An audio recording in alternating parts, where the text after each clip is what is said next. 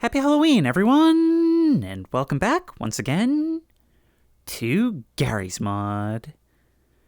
It's that time of year again, and obviously I am super excited. It's a time of year that's always been really special to me ever since I was a very small child, and, well, you can see where that's led me.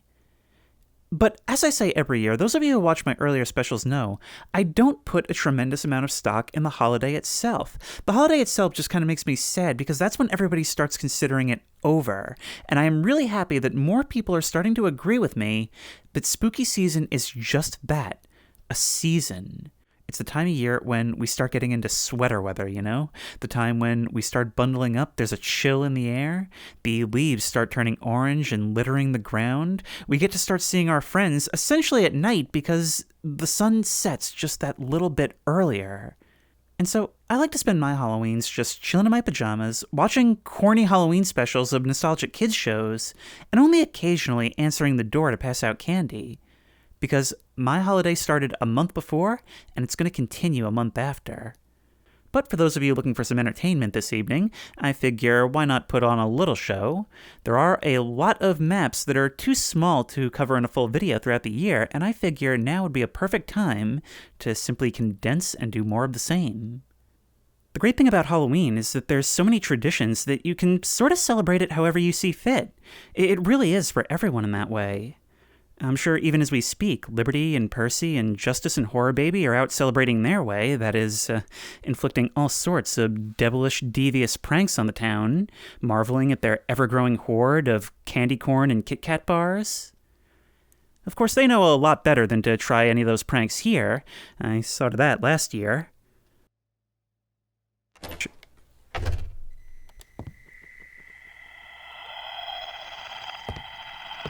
I did not script this, guys.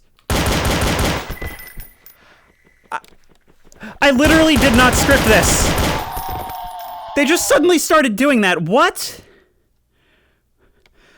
Okay, guys, we are off to some genuine Halloween scares early on. Why did that happen? Well, without further ado, I always say that Halloween should just be more of what we love. So, please enjoy our Halloween Gary's Mod Marathon for 2024.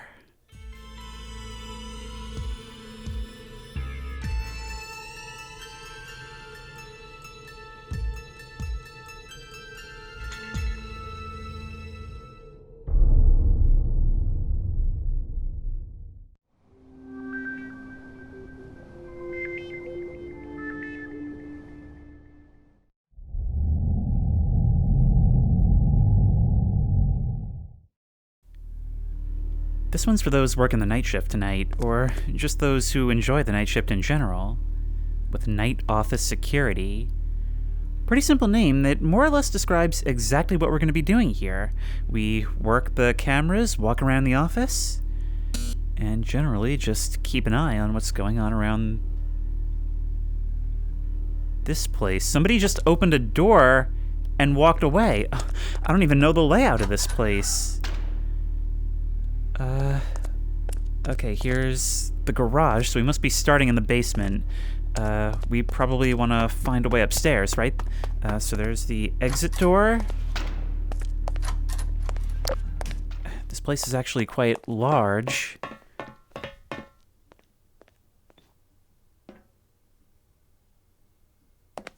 I hear footsteps. Wait. Oh, wait, where are you? I think they're upstairs. Hey, are you supposed to be here? Excuse me. Can I, talk to you at all? Huh. Well, I guess I'm not the only one here. Oh, actually, you know what? I think I did read about this on the workshop page. I think it says there's supposed to be 2 people here at night. So I guess we have a partner or a late-night employee who's just along for the ride. But this is our kingdom, then. Even if we do have to share it.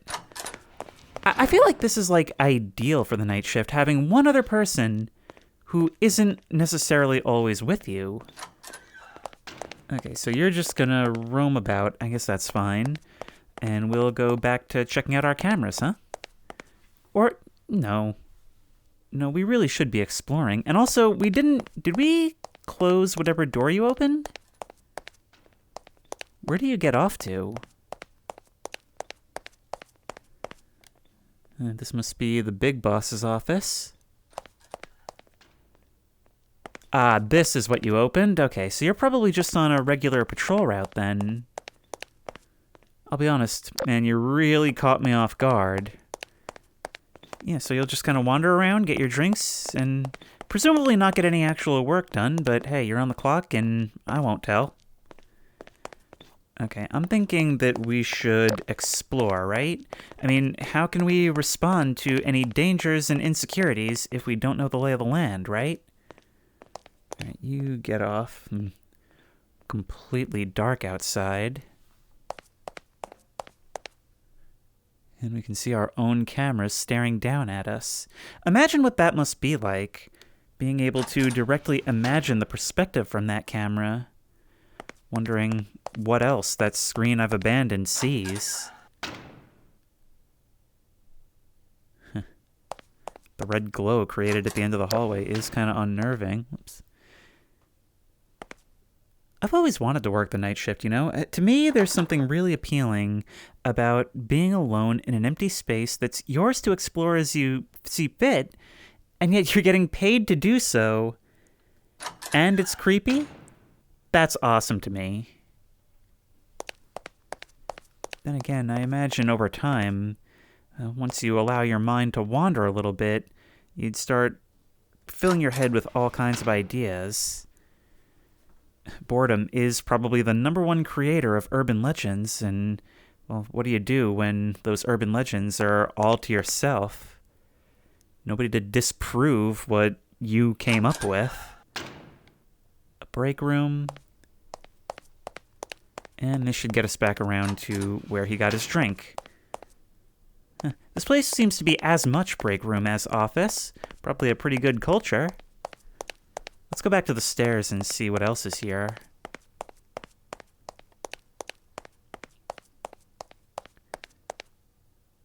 Is this an elevator?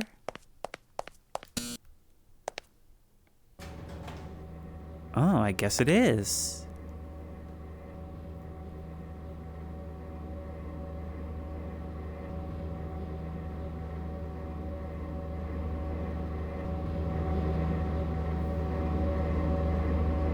Bit of a while too, huh? But 4 floors. What happens if we go all the way to the top?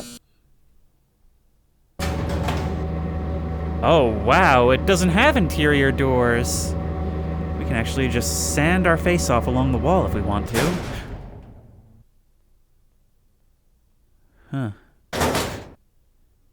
I guess we were on the 3rd floor where Jerry works.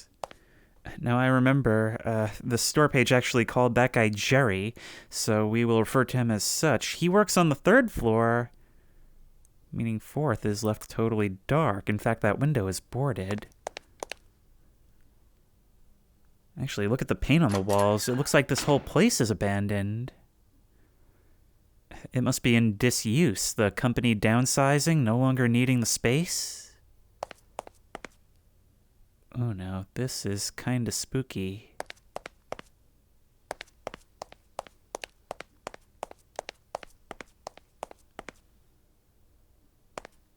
We still have cameras up here, so that's, you know, comforting. Did I say comforting? When the ghosts get me, it's gonna be on live leak. That's all that means. Actually, I don't think that exists anymore. I don't know. Maybe I can take comfort in that.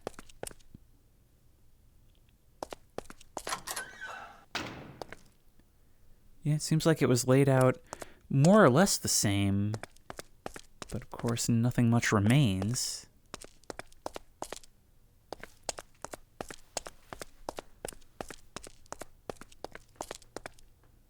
It's the silence that's really getting to me. The emptiness, the darkness, and the silence. I had a little bit of a start when Jerry came in, but as soon as I gotten used to him, I thought, yeah, I could settle into this. Now, I'm not so sure.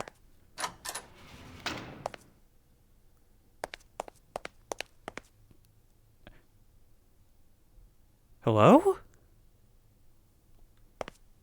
That's a person! And I didn't hear Jerry come up here. Hello? Oh no.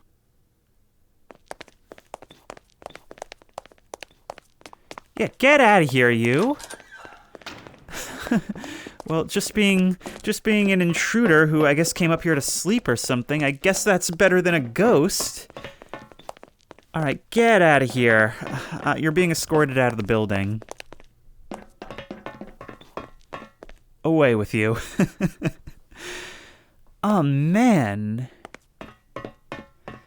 When you're thinking to yourself, oh man, what would it be like if I saw a ghost? See, this is the appeal of the night shift to me, is that you fill your head with all kinds of spooky stories, and then you jump out of your skin when something actually happens. In this case, it had a more mundane explanation, but my God, I primed myself for that. If you guys like this sort of thing, I have a movie recommendation. It's, I can't call it a good movie, but it is a very fun and enjoyable spooky movie called Last Shift. And essentially the premise is that this woman becomes a cop. She's a rookie cop, and she's assigned for her first shift to the last shift at a police station that's closing down. And so basically she's just alone at the front desk, waiting for something, or more likely nothing, to happen. It's shot in a really dynamic and immersive way, and it's just really, really good at making you feel like you're there and just getting the night shift experience. Okay, this door is open. Whoa, wait, so did we go up 2 floors then? Hang on, wait, I'm a little confused about where we are. Unless Jerry's dooting around here as well. No, that's like a boardroom. This isn't the same floor we were on before. Why are these doors all open?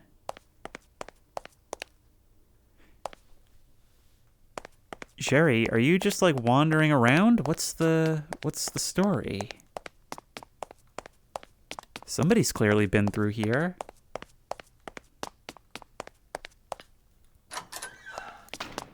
I mean, at least each floor being the same makes it somewhat easy to navigate. But I'm not seeing very much.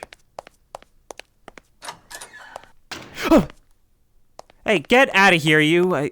Whoa.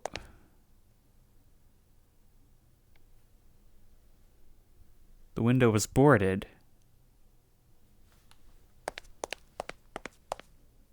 Okay, that one is a little less explainable. That door is locked. I think we should get back downstairs and look at the cameras. I want to know where Jerry is at this moment. No more intruders in the bathrooms. Well, that's the exit, so this must be the ground floor at least. That was going to be my second realization, was that, wait, are we on the second? And if we're on second, then who's on first?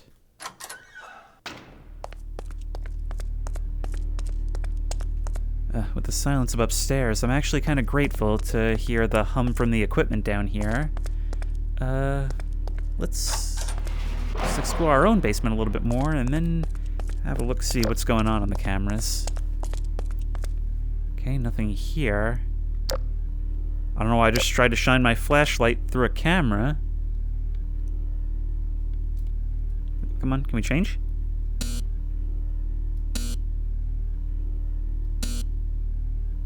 It's kind of dark, too.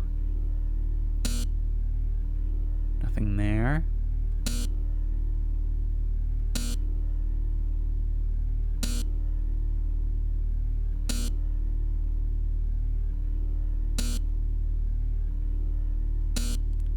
Kind of unnerving, isn't it, seeing the building in snapshots like this? Keep expecting you'll see something staring right into the camera from a place you just checked. Actually, I don't see Jerry anymore either.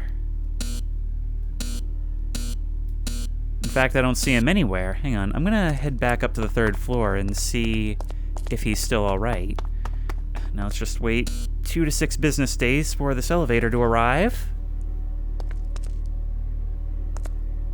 I like this. I mean, I played a similar map last year that was more heavily scripted, and I really enjoyed that as well, but I like this experience of just kind of actually doing the job. Instead of just pursuing a straight horror, it's... again, it's the appeal of this is letting us creep ourselves out.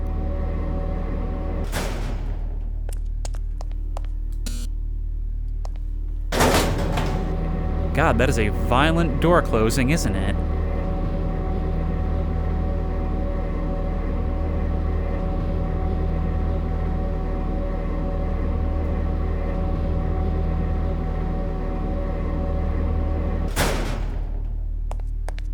Alright, Jerry.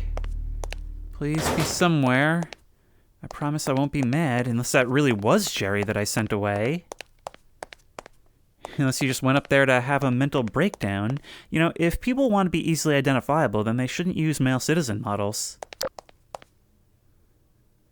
We haven't poked our noses between the cubicles yet. Perhaps we should.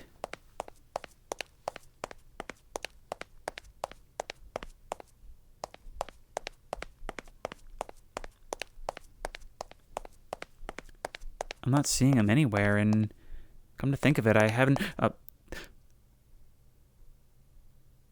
you Jerry? I think you're a different model. Are you... The door is locked. Hello? Hey, you need to check in with me if you're going to come work late.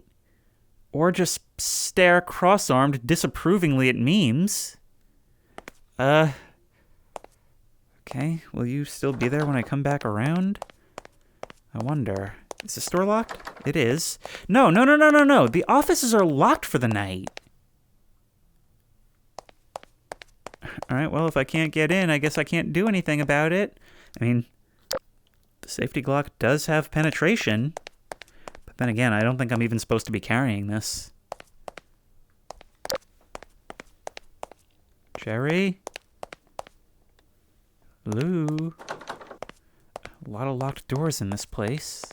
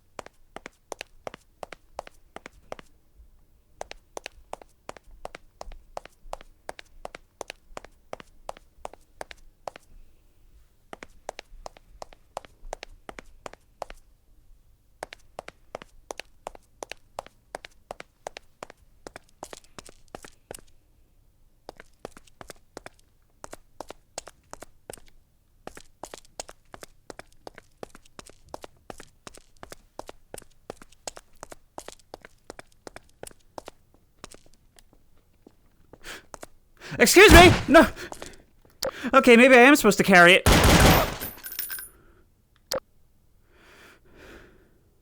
That was entirely blind. Jerry! If you were gonna go postal, you might as well do it during the day. This is the opposite of some of you, alright, don't come to the office tomorrow. Okay, how do I even call this in? You came out of here. Yes, please. I'm at the Combe office building. Yeah, there's been an incident. Shots fired. Suspect is down. As a security guard, I've always wanted to say that.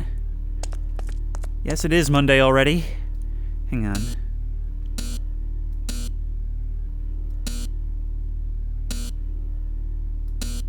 I'm not seeing much of anything. I'm not seeing much of anything.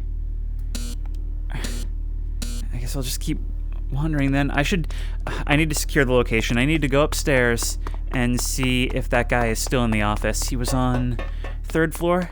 So 2, 3.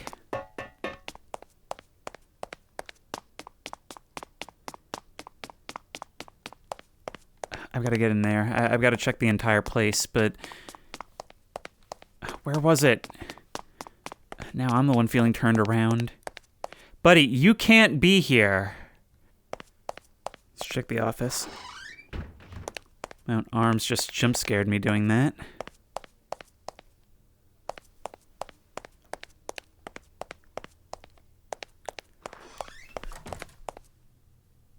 Those doors just closed on me. Nice commemorative mini street sign, I guess? Activating the flashlight bug would have been useful a second ago, so we could actually see that guy as we watch the life fade from his eyes.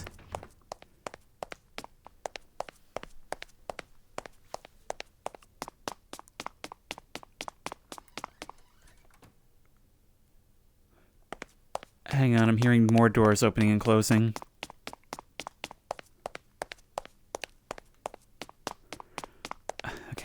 Now I'm in a full panic mode because I'm just waiting for the cops to arrive and it seems like they're just not coming. Was it possibly upstairs? Or down? No, below us is the basement, I think. So we need to go up, right? See, now as a GMOD map, this is really creeping me out because it's doing the thing where you're just on a quiet map, just wandering around, and you hear a door open somewhere. Does that mean player? Does that mean something? Who knows? Who knows with this map?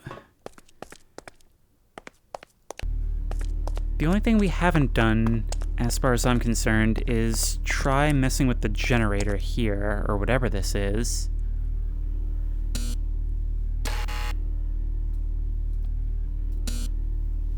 So with all the lights off, what happens when we try to explore? Anything new?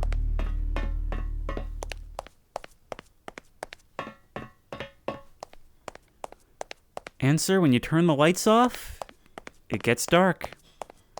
And the models don't update, but building sure does become creepy. Yeah, literally killed the power, dude. At a certain point, just take the hint. It says if we do an admin cleanup that it will reset events. So let's have a look around. I just want to follow Jerry this time and watch him do it.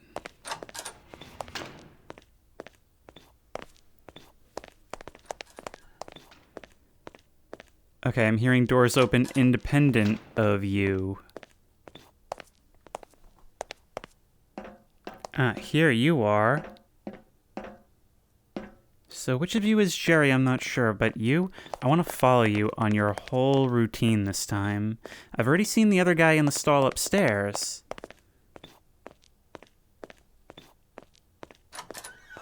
That's right, your whole routine. Get a move on you. Oh, you're coming down to the 2nd floor. Honestly, hadn't realized anybody was down here.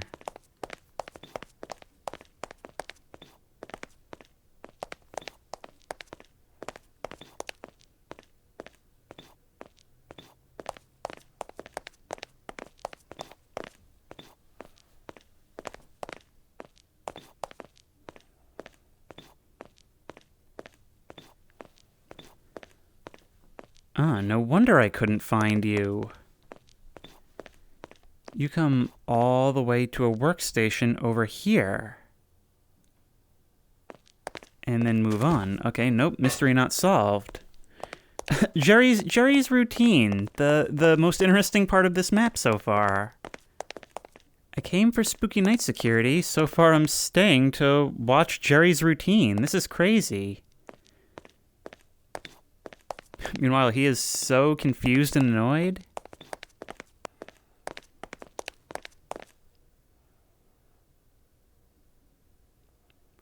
Stopping to ponder the darkness, are you?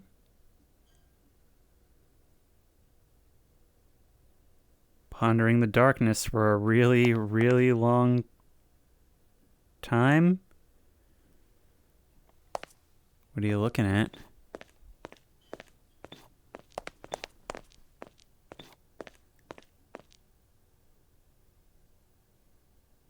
What? You're just patrolling! Okay, well, I saw Jerry go downstairs. Jerry is exonerated.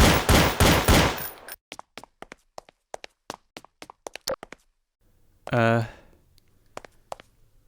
power just went out. Power just went out. Does that mean that there's somebody down in the basement?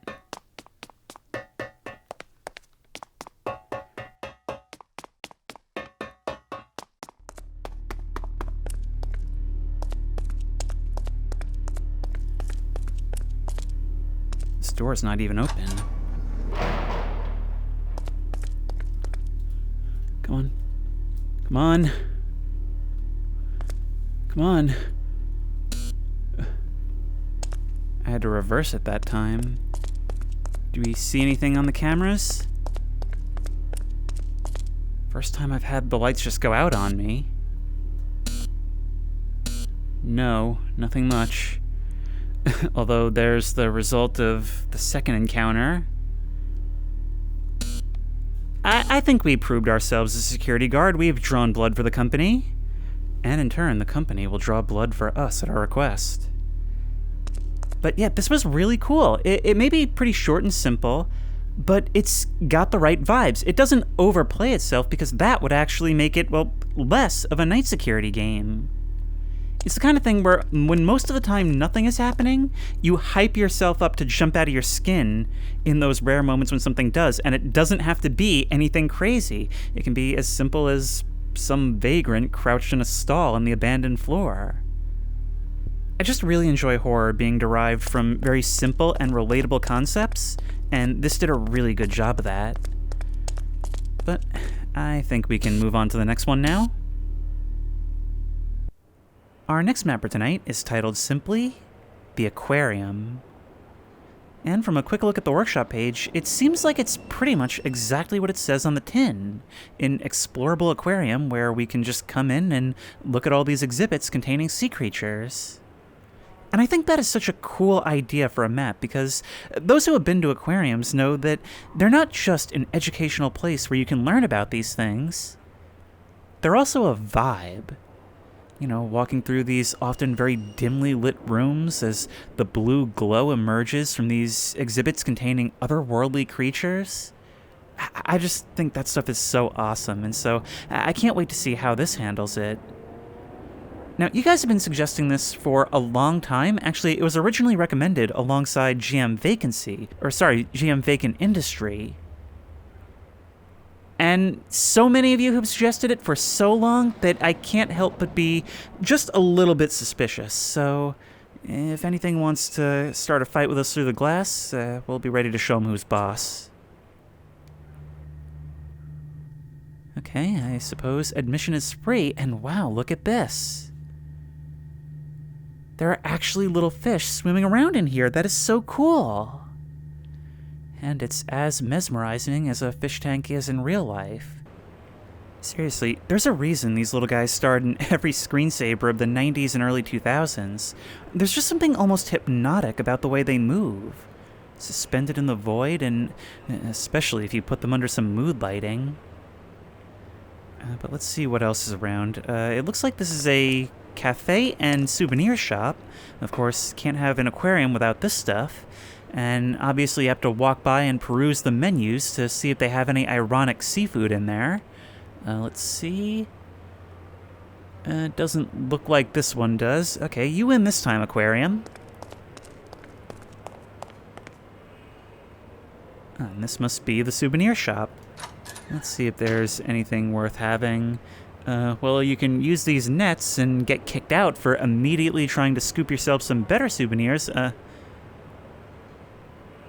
Or you could just buy the fish directly. I'm gonna assume that this is a toy, and they're not just slapping these things here. That's a key. Huh, key to what, I wonder? There's my suspicion kicking in again. Okay, we'll leave this right over here on the... I don't trust that. It needs to be someplace with contrast. Right there should be fine. Now, what is through this exit? Locked. We'll come back to this later. For now, let's just continue exploring the aquarium itself. Very interesting architecture here, how it's actually lowered into the ground. Certainly befitting of its dark ambiance.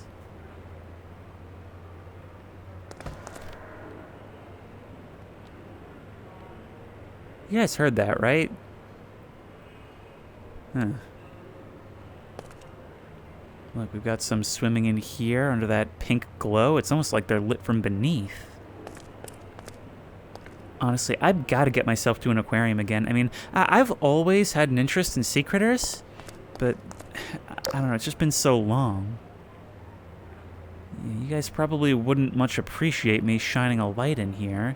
I believe fish are often attracted to light, something which is sometimes used by predators, and human activity can disrupt them at times. They are actually different types of fish in each one, too, which is really cool. Or at least different textures. No, you guys are moving at a quicker pace? This is so cool. If I don't move on, I'm going to spend my entire time here. There was a game for the Wii years ago called Endless Ocean, where you pretty much just swim with different animals. And, I was so distracted, I didn't even notice the big giant padlock on this door, Silent Hill 4 style. They really don't want me coming in here, huh? Well, I've got to imagine it's associated with the key we found, right? This wing must be closed for maintenance. Not only is there nothing in the tanks, but this whole wing is dark. What secrets do you hold, Aquarium? Well, we'll leave the tour later. Man, that is so cool. Have me revel in how awesome all this is, but entice me with a forbidden fruit door. I mean, walking here all alone at night, all these exhibits, knowing that there's all these thousands of little eyes staring back at you. I wonder if they turn out the lights in the tanks at night. It doesn't seem like there's anything in these little pools.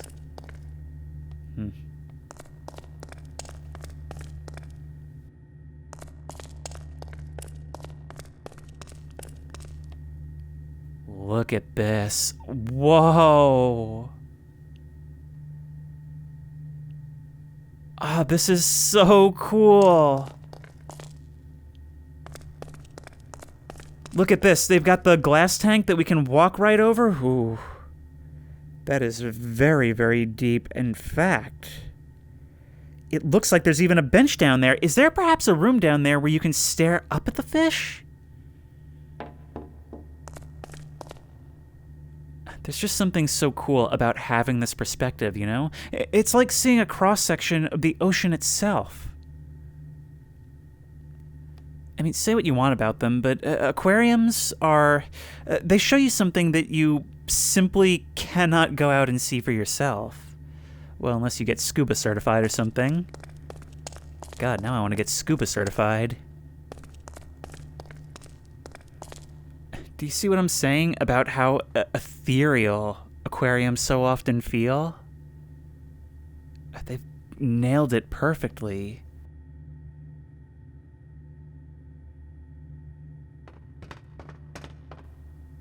Oh, look. Oh. Darwin! Darwin, what are you doing volunteering at the aquarium? Well, I guess it's better than spending your time with those ruffians, the Bone Brigade. Those guys are a bad influence, I keep telling you. But this is something else I always like, is seeing the way the enclosures are decorated to resemble their environment. I guess that's partly done probably out of necessity for the comfort and safety of the animals, but it's still really cool because it's like you're getting to see all these different places on Earth as you're walking through. All these things brought together in one place. The only thing that's missing is little plaques explaining what these things are.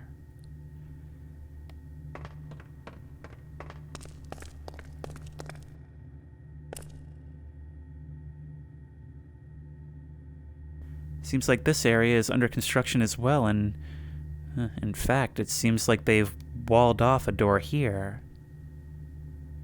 This place doesn't seem like it's expanding, it seems like it's closing things off, and I've really got to wonder why that is. Oh my god, do you think maybe some Night at the Museum stuff is happening here? Do you think that all the fish come to life at night? Well, we're gonna have to get to the bottom of it. Huh. How did you get over here, little guy?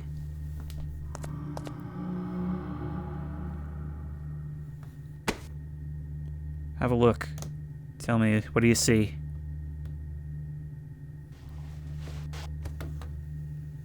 You're not going down there, huh? Oh, it is a long way down. I don't blame you. Well, tell you what. Let's repatriate you at the very least. Man, it's almost like you somehow crawled up and out of the drain. All right, Mr. Limpet. You know I'll miss you, but you've got to be with your own kind now. So go. I had the pools in my head, and I forgot that there was glass there. These fish must be beyond terrified. They have no way of comprehending what just happened. Alright, let's get back up here. Where were those pools? Maybe we should just put them in the gift shop. Okay, yeah, you want night mode. I know you do. Okay, well, you'll wake up when you're ready. In the meantime, we've got to figure out what's going on with this. I have a feeling behind there is the reason so many of you recommended this, right? Yep, there's another one. Hey, Mr. Limpet, we found you a friend. I just put that one in the same tank with Mr. Limpet, but that's now 2 for 2 storage closets that had these things in them. Although I suppose only Mr. Limpet left a bloodstain. Is that really not right? I just realized that this drain is here too. But this also doesn't seem to want to break. So, yeah, I'm really at a loss here. There's clearly more, but I can't find any way to progress.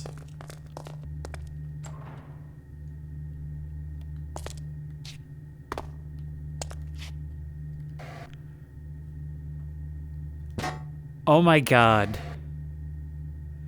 Guys, I have been turning this place upside down trying to figure out what I'm supposed to do here without resorting to no-clip, and here we are. Alright, so gold key. There's the blue key, so we know where it is.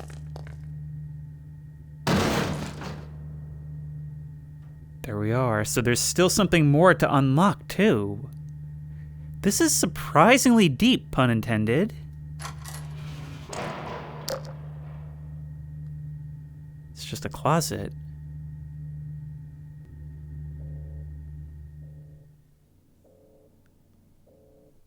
But I can hear something. Wait.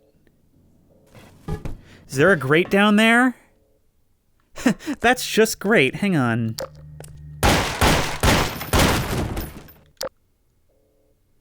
There's a lot of stuff in the way, but yes, yes, yes. Okay. This is going to be a huge pain to get rid of. Probably best using the gravity gun, if I can remember how it works. Yep. Put you there. Can't see anything while we're doing this. Yep. And yep. Come on, just break. There we go. I have to play Half-Life 2 in VR. Now. Look at that. And that's not such a devastating drop as the other drains have been. So this must be what was so important that this was sealed off, right? Okay, hang on. But you still don't want to break.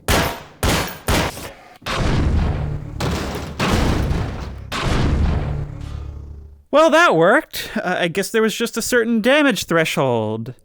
How much did that hurt us? Decent amount. Okay, well, back to the safety Glock. And I guess we should probably take you with us, right?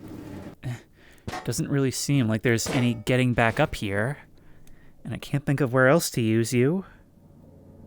Okay, I don't think we would be out of line in just removing you. There we go. And down we go. Oh, great, crawling. But man, all the work it takes just to get beyond here. Finding that second key. There's the red herring of the blue key and the obvious lock, but then we've got to find the second key that's up on that shelf.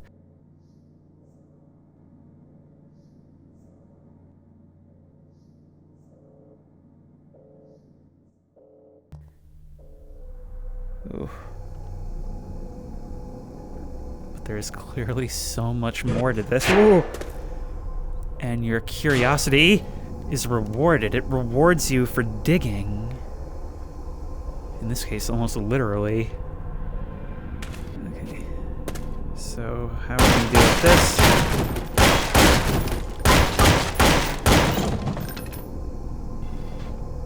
Some of these panels are falling away.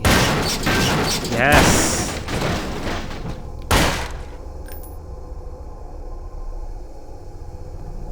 You've always got to push just that little bit farther. Farther and farther. Why did that breathing stop the moment I jumped down here? Okay, we've got to reload the safety Glock.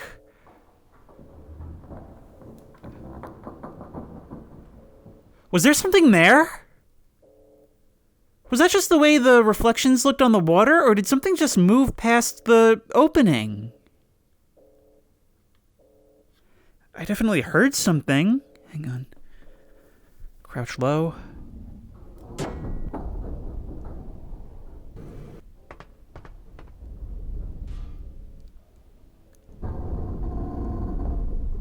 Look at this. They're like open tanks on the walls. It's like a sub-level aquarium.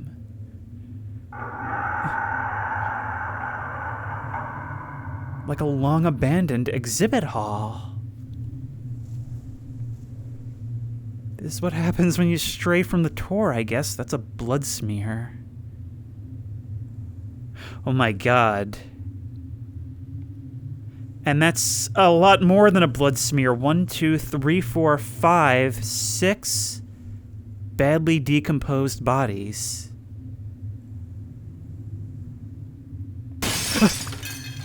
What are you? There's actually creatures down here. First of all, I'm really impressed with that. But no. There's like weird animals just sealed away down here.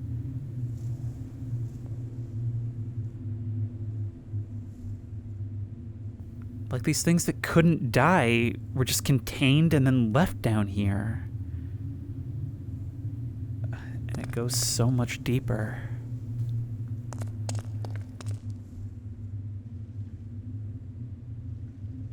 Problem is, while I'm holding this key, I can't reload the safety Glock. This water's a bit deeper than it looks.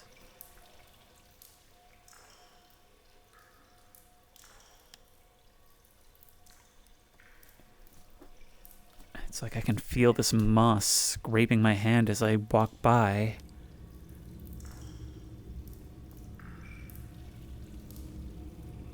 Okay, where to first? Look, it's all collapsed and roots are starting to grow through the ceiling. It's a whole ecosystem down here. That even looks like a skylight. Like, there's still sunlight pouring through. How is that possible? We're so deep underground. And we can continue to go even deeper. Okay, we'll save this for later. It's that wise who knows.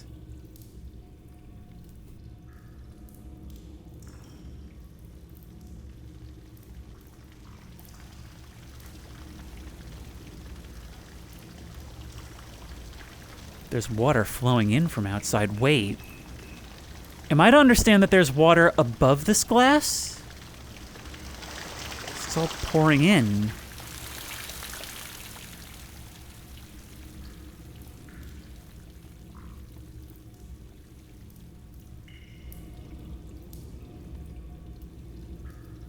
That is a very big tank.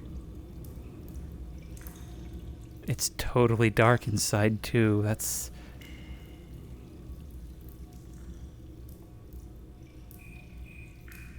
God, I'm just imagining some huge thing inside, attracted by my light, maybe the only light it's seen in years, just slowly coming into view and filling that glass. Like... No. No. Oh, no. No, whole bunch of them! Okay, drop the key. Reload. Why can't my aim be like before?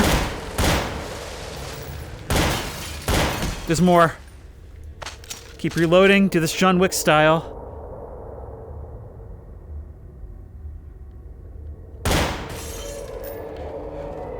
That's not good! I don't have the most health right now. Okay, jump in. There's so many things. Keep reloading. Keep moving and reloading.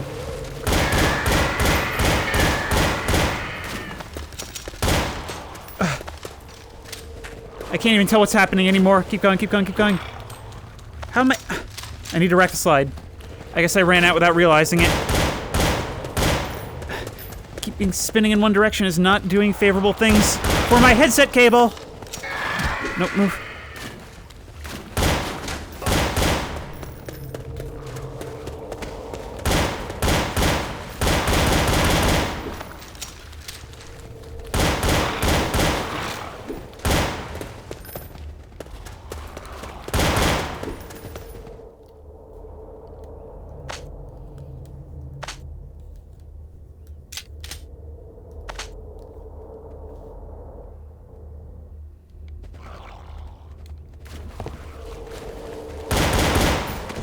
Die.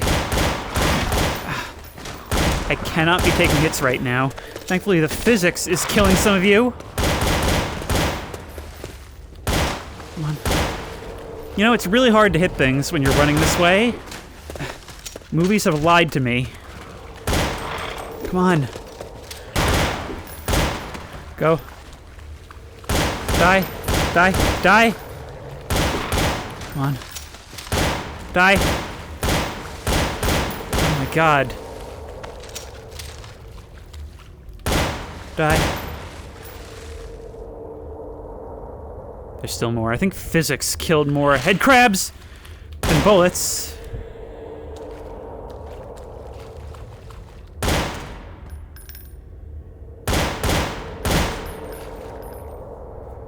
And that's done now. A lot of strafing, a lot of getting hurt. How much health do we have? 30. They must not have actually hit for that much damage. Oh, look at this. Honestly, what was actually in there was much, much better than what I was expecting. I looked at that, and I could not help but think of the photos of that shark, that preserved shark, in the tank in the abandoned aquarium. I'm gonna have to throw that up on the screen. That is a wild story. The thing that kills crouching is the lost ability to maneuver.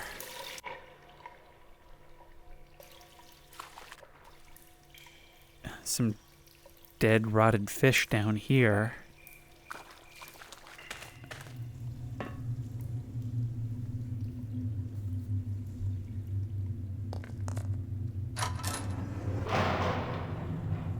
Just everything is flooded, isn't it? And I know there's going to be some smart Alex in the comments, like, what do you expect from an aquarium?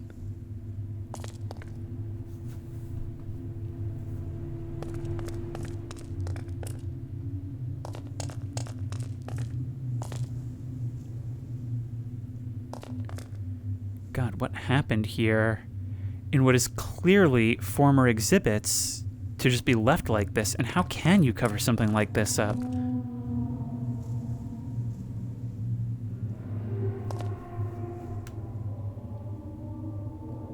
And if those head crab things can still be down here, what else could still be?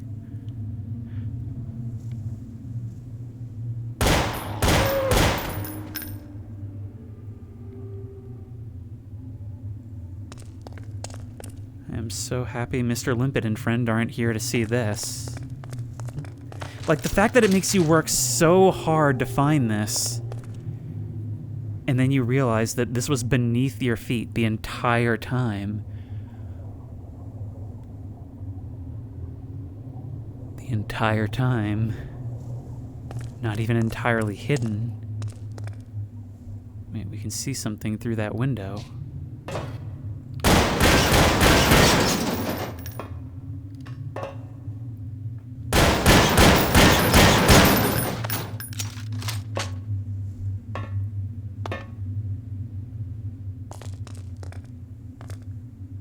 And that's where we use the blue key.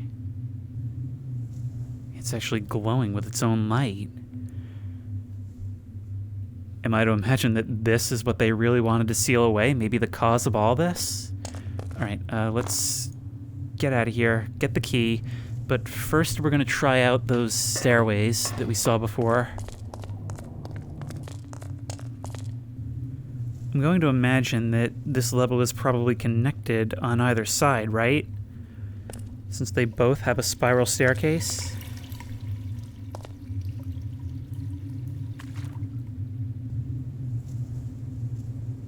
Oh, this whole level is flooded up to my chest.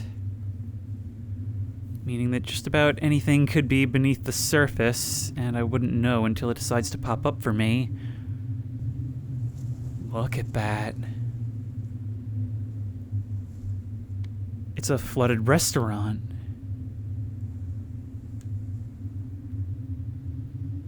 Something's flashing down the hall. Hang on, can I get over?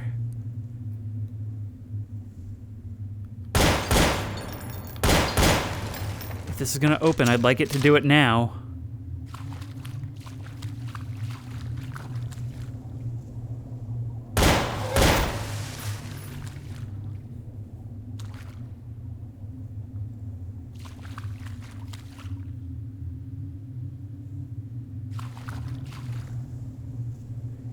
I didn't have to wait long to get an answer to my earlier question about the feeling of eyes from a fish tank with its lights off. My God. I think that's one of those tall tanks. Are you what used to be held in there? You're strung up from the ceiling. You're maybe a display model of something that this place held. Oh.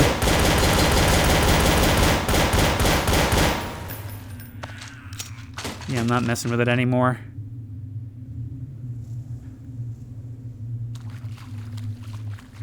Okay, that's all. And I can trust you to sit tight, right? But these levels don't seem to be connected, so I'm gonna have to go find the other staircase again.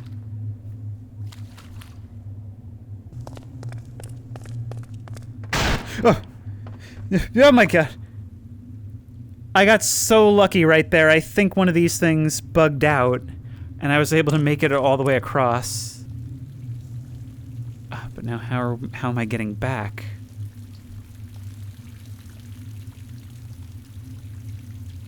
By exploiting several phobias, I guess. The only way out is to dive, alright?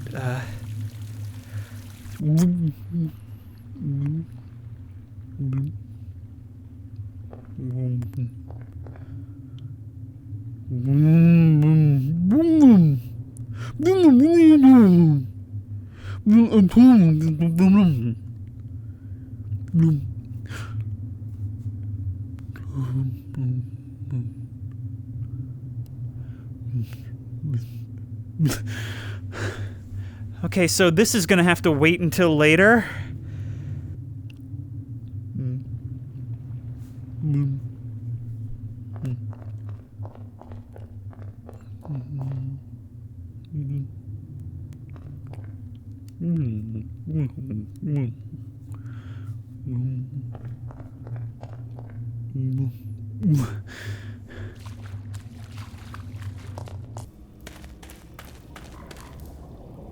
Alright, I guess we should try this other one now then.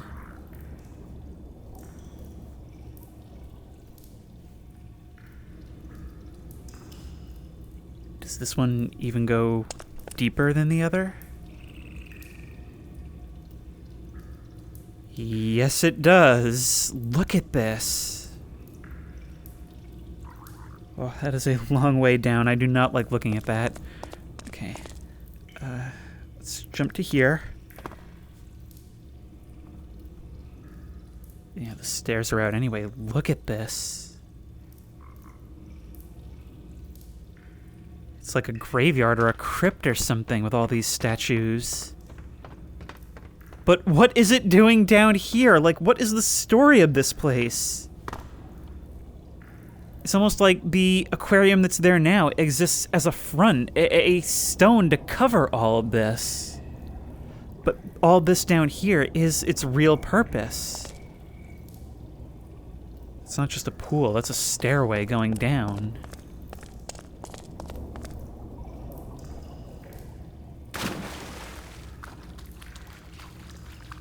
Is there anything over here? God. I'm sorry, on the one hand, this is a crazy hidden horror map, and also some of the most exciting urbex I've done on this platform.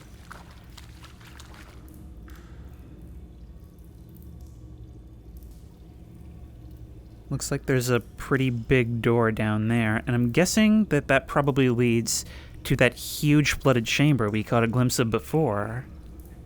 So for the sake of actually being able to speak for the rest of this map, oh look, we saw a souvenir snorkel that was left behind by a guest on this bench.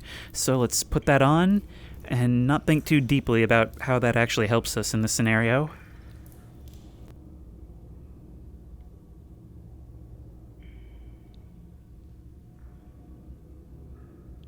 My God, look at this. Like, our vision is still obscured by the water, but unlike other maps that took place underwater that we played before, there's actually enough light down here that we can see the true scale of everything that's around us. This is triggering so many of my fears right now, and doing it in VR is not helpful, especially with the added immersion of the headset being kind of like a scuba mask. There's light coming down from up here. All these, like, pipe-like tunnels coming through here. Which, by the way, can we get inside this?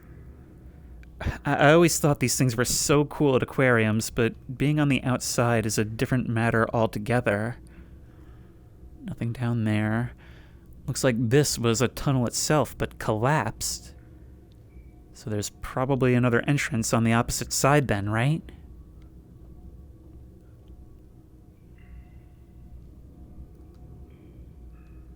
I don't see anything over here. No, it doesn't seem so. I can't see any entrance on the other side. Anything else to do in this chamber? Well, except for enter this giant cave thing. Oh my God! Oh my God! I didn't even get a good look at whatever that was down there, but it was some huge creature, at least the size of that cave. God, is this what being a guppy feels like, or some small prey animal in the deep ocean? God, it felt like I was down there for so long I had forgotten that this was up here. Here we go. I couldn't find it for a while and I was worried, and then I remembered I had to ditch it so I could deal with these guys. So now let's see what's behind the door.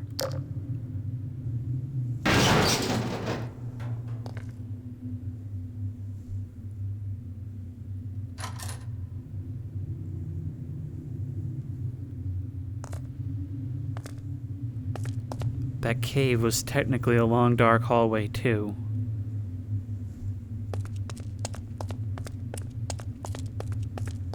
My God. Oh my God, I forgot to load it! I was just pushed out like flowing water.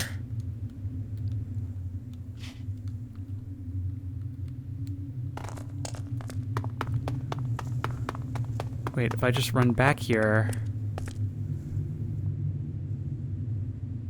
It's like that thing was some kind of face personifying a flood itself.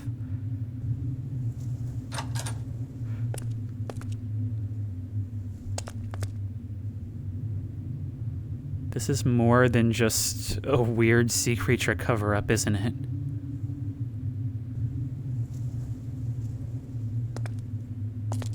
Welcome aboard, Captain. All systems online. Cyclops? Cyclops, I haven't heard from you in months. Look at...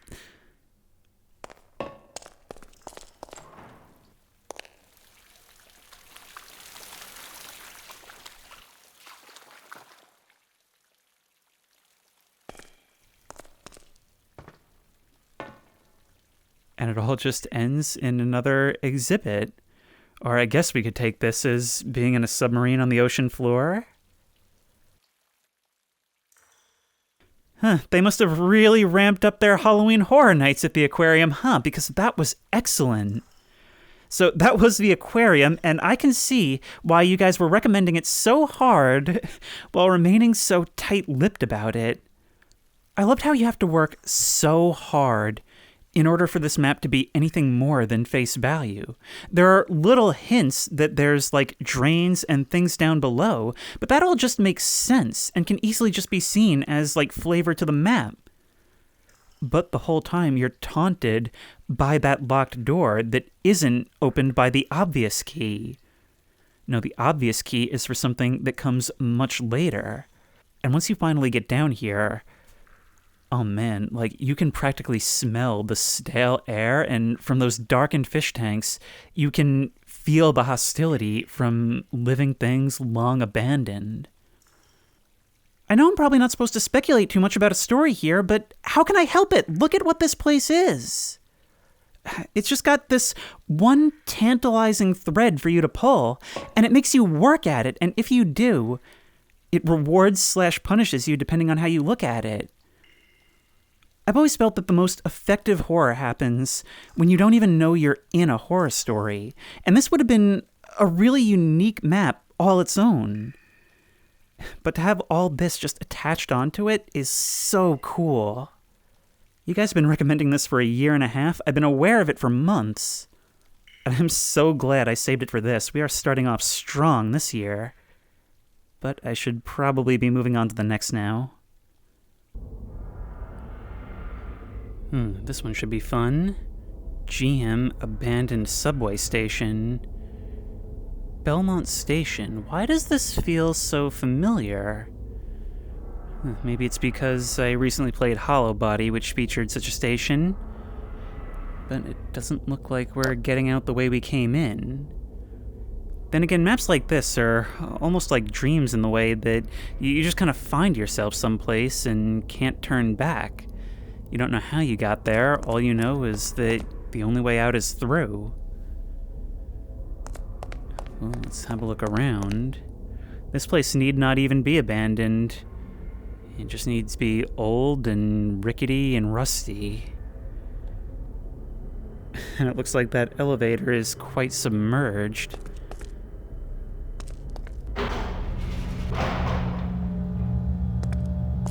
Didn't take long for us to get someplace we're not really supposed to be.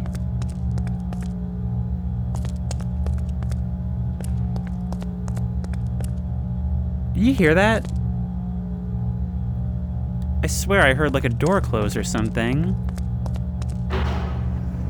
My God. Okay. You know what just happened? I am over by my computer and my hand just touched my mic, which is fuzzy and slightly warm. Okay, Halloween spooktacular, everybody.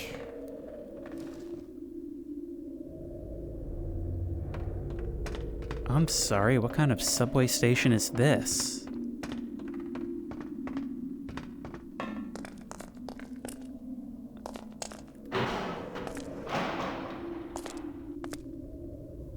Oh, this... Abandoned, you say? It looks like they haven't even finished blasting out the tunnels yet. Or maybe this collapsed and you have to blast your way through. Yeah, sure, never mind the already built concrete walls and girders. Alright, well, let's get onto the platform then and see where we're going.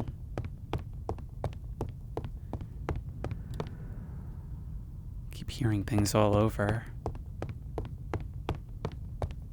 Can we get around? Sort of.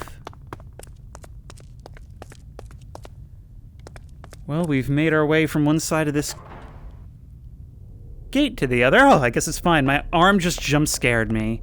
Okay, we're in a mood. We're in a mood right now. And it's up to us to overcome it. Here's how we get around to the front desk. What can the security booth tell us? Not very much, although we do have some sort of switch, which of course we're obligated to press. Doesn't seem to have done anything, but of course I wouldn't know.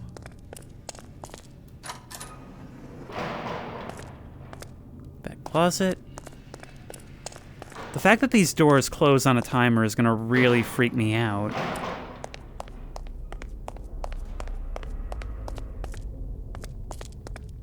Yeah, totally collapsed both ends. Yep, let's skip over the rails. And see what's going on the neighboring platforms. A staircase going upward is a welcome sight in a subway station.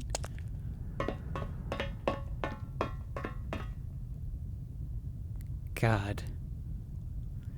You know, this reminds me of certain abandoned subway stations in New York City. I've seen videos of people exploring them. In fact, there's a really cool sort of indie documentary called Steve Duncan Undercity, and it shows them, like, getting to this abandoned subway station, and the only way to really get there is to walk along active tracks. It's extremely dangerous. But when these subway stations are abandoned, they really are like a time capsule. The lights still come on, the rails are still powered, oftentimes trains still often go through them. But it's just something that people pass by, otherwise forgotten. Ooh.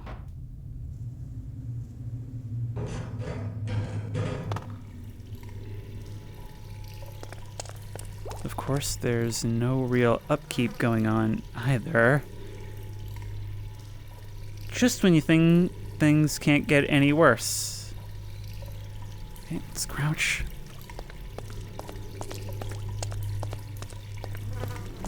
My God.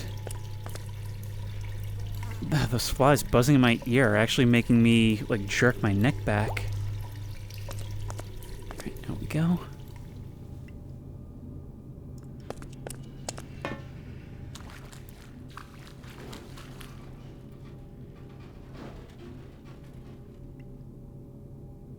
I'm hearing a lot of noises that don't sound like regular ambiance.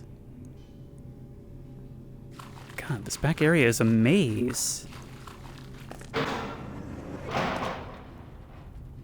And it just brings us to the other edge of the platform.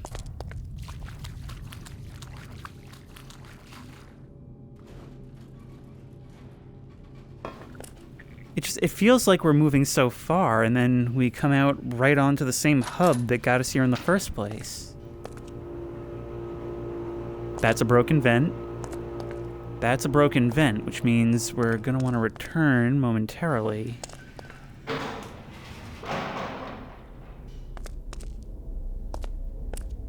So there's a restroom on one side of the platform, but not the other.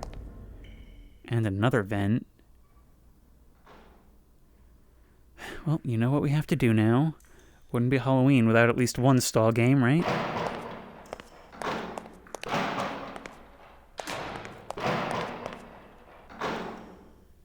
Went better than it could have, although the floodlights pointed at them make them seem like they're under observation, you know? Like it's all some kind of science experiment. A science experiment by the FBC. Alright, we've been here. I'm not quite sure what this does. Oh, we can close the security shutters. That's kind of neat. We've got vents on either side, but let's start heading downward. It'll be considerably less cramped, I imagine.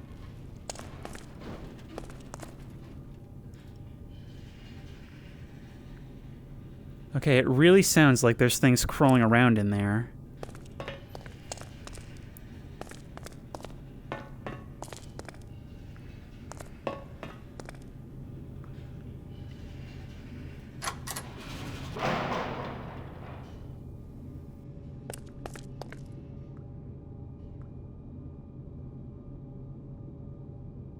Subway stations are creepy enough at the best of times, but when you consider all the other tunnels that run parallel to them, all the infrastructure that keeps it going.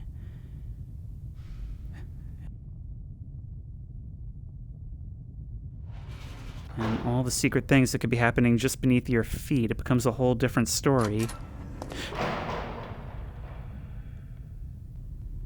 Okay, this is going to be one of those maps that has more to it, huh? Whoa. More to it indeed. It's a whole subway section beneath the main tracks. Layered on top of each other, and from the look of these walls, much older.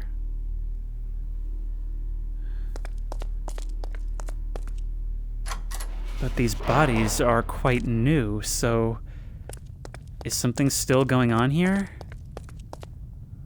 Look at you.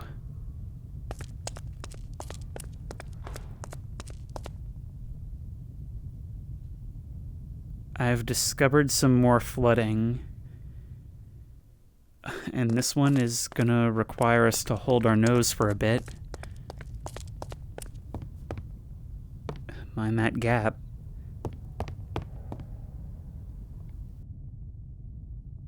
Well, this section is collapsed on one end and closed off at the other, long closed off.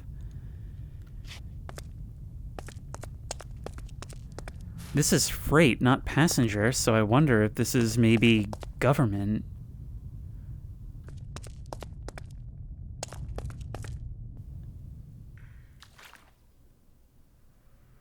Okay. Since this may be a bit much for the glubs, I think we're gonna have to grab that snorkel that we found on the aquarium. Whoop.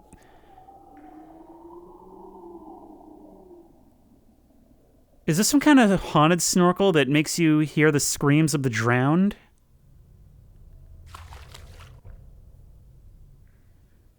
It's just above our head, and somehow that makes this even worse. Visibility really quite poor, as you can imagine. Oh, but it ends right here, right by the elevator that we saw earlier. Now that I look at it, this is a place where the snorkel might actually be of some use. But let's try riding this thing upward. Oh. Does work. Lifting us straight up out of the water as it all pours down from the open doors. And back up into relative safety, although we're still not supposed to be here.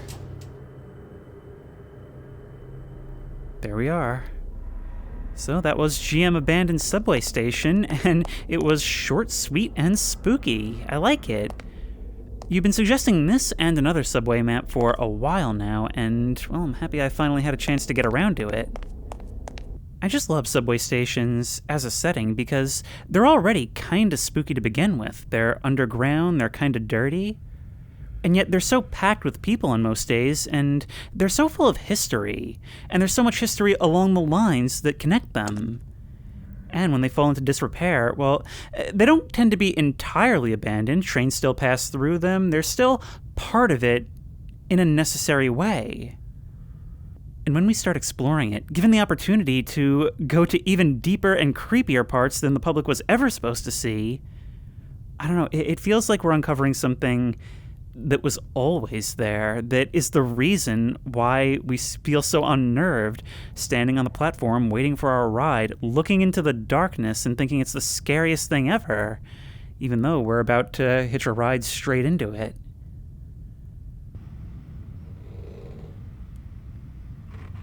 Listen to the creaking of the floorboards upstairs, the night forest outside. At least we've got our own light to surround ourselves with, even if it may not be enough to keep at bay whatever's out there staring back. At least we've got our own creepy and comfy space, right? Well, anyway, our next map for tonight is GM Cabin in the Woods. This is another map created by Stubb, who is the author of so many maps I've explored at this point, it's practically a running gag. But to name a few, Fever Dreams and that whole series, Subterranean Complex, and GM Viscera. Now I say GM Viscera because this too is a woods map, but something of a staple of their creations is that they always tend to have a little bit more than you would think hidden away.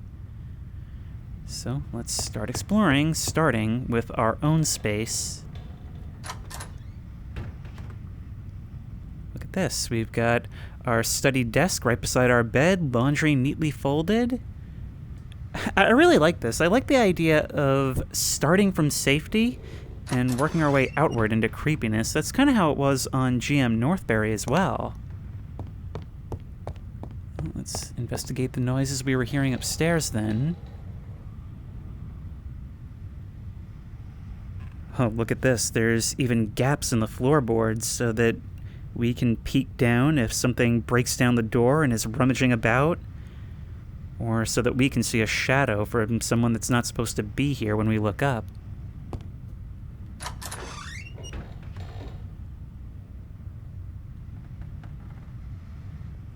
In a situation like this, I'm honestly not sure whether I'd be tempted to flip the bed around so that the head faces the other way.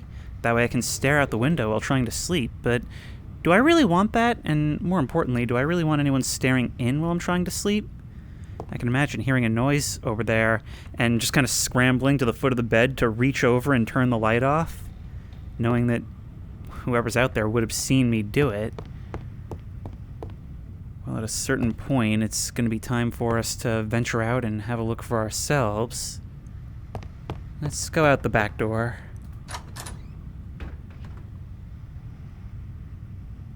Huh. Full moon tonight.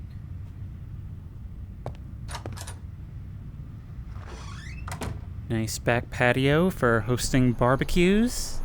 Covered in everything for sitting out in the rain. And all the bug zappers we can use as the primary lighting for our property. Yep, this is the life. We've got a number of paths we can pick. Question is, which one do we want to start with? Okay, I suppose we'll go with the main and most obvious one. Look, we've even got a campfire burning outside. I've always wanted to have one of these houses off in the middle of nowhere. What was that? I thought I had seen something like it earlier, but I just thought it was like shooting stars. That looked far too big and far too bright red. There's a fallen tree over the path. I guess there's no vehicles getting in or out.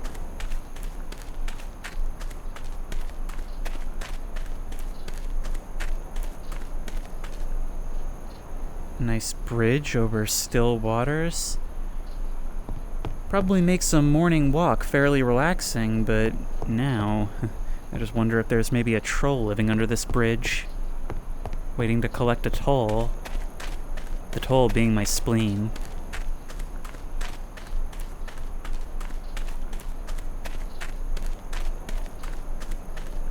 Oh, this is getting very steep. Heading up into the mountains which surround this place. Just how far off the path can we go? Making sure to keep one direction so that I don't end up getting myself turned around, which in all likelihood is going to end up happening anyway. Wow, this is really still going. I kind of expected the edge to be a few feet off the path. But there's our edge. Alright. Wow, and it is truly dark except for the stars in the sky here. The only thing we can see is the moon itself peeking through the trees and the silhouette of a tower in the distance. There's another one of you going the other direction. I mean, when you live in this kind of isolation, how can you not believe in aliens? Okay. I mean, that dark ocean beneath us, sometimes I need to raise the flashlight to ground ourselves in some sanity.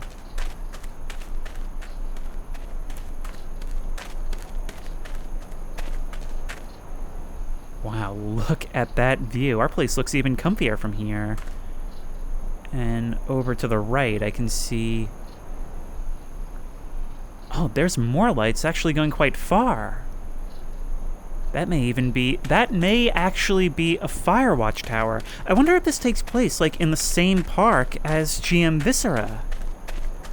And if that's the case, there's all manner of crazy things potentially out here. Let's go. Yeah.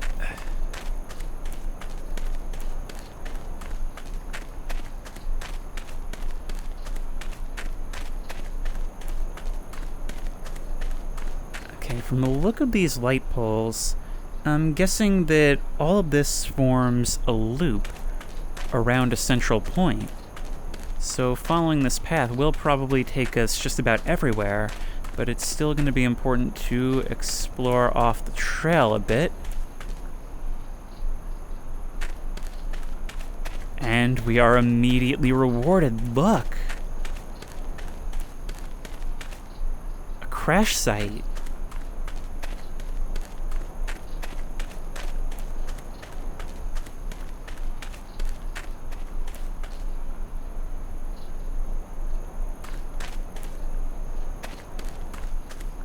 Well, no bodies or anything around. This may be really, really old. Maybe it's been here a long time. This actually, it may seem far-fetched, but this is a thing in real life. A lot of the time, when aircraft go down in the woods, they're just kind of left, and people tend to come and scavenge and or explore the remains.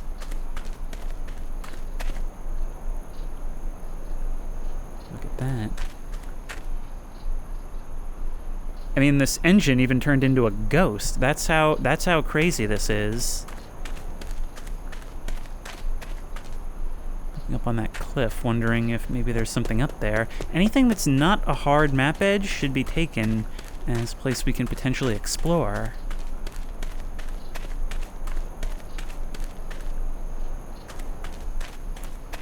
I know I can just pass through them, but I still feel the urge to duck under branches and cables. The path takes a left turn here, an unlit one at that.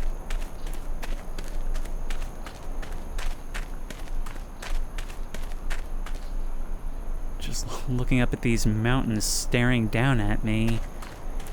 God, being in a valley that's completely surrounded by such high peaks, that's something. Feels like I'm in my own little Truman Show bubble.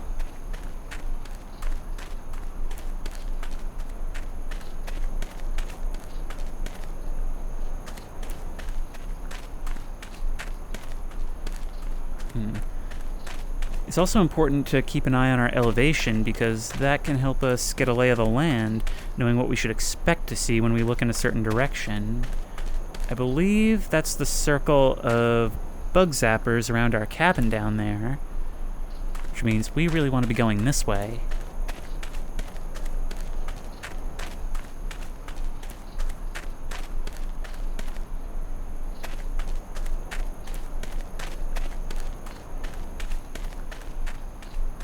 I'm seeing more lights over there. But look, a scenic picnic spot. Probably even more scenic during the day, but it's a very, very good spot for a vantage point. Look, we can see that behind our house the river widens considerably. And there's another bridge. And there may be another fire watch tower out there, so that's making this map feel pretty huge at the moment. The trail may end, but we're not gonna get a better view than from right here. Whoa, what happened to this tower?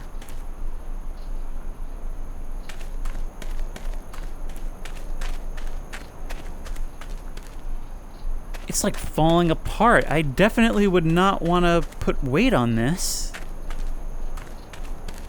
But we're just gonna have to.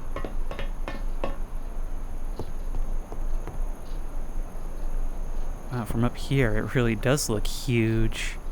It's not just the lights, by the way. It's being able to see those large gulfs between the lights and realizing that for all that walking, we really only saw a very small portion of all of this.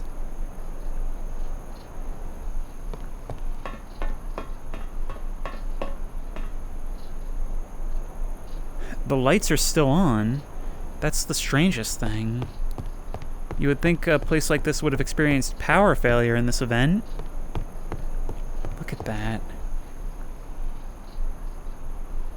It's just split right in two along a particular edge.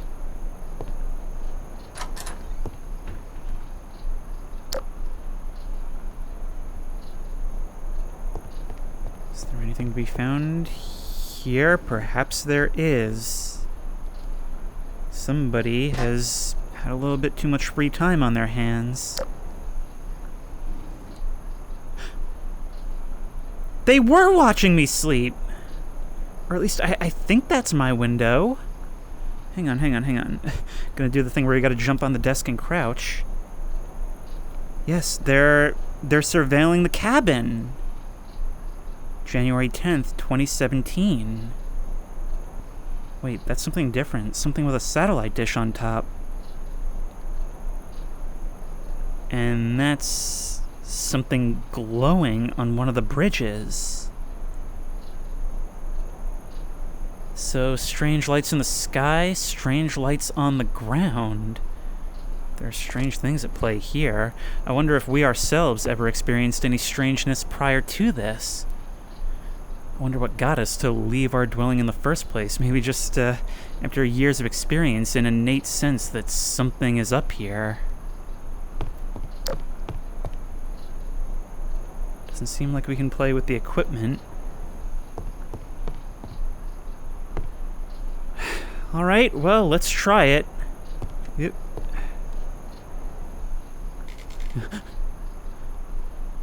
Oh no. Don't do that to me, game. Let's get out of here. And unfortunately, I'm going to do it again because I think it may be worthwhile to climb to the balcony segment that's clinging to the edge. Yep. No, nothing. So that tower, potentially significant. Oh no, I can see from here now. That's not another Firewatch tower. It's very, very dark, but there is a dish on top of it. So from here, you're surveilling the entire place.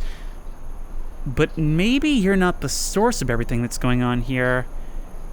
Maybe you're just another observer trying to figure it out. You just happen to have a bird's eye view. This map is so cool looking from up here, and it raises the property value so much. That's not just a river running through the map, that's a moat.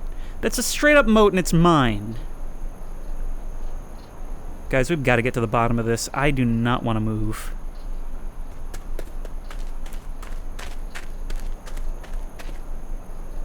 I suppose that glow kinda matches this light in color.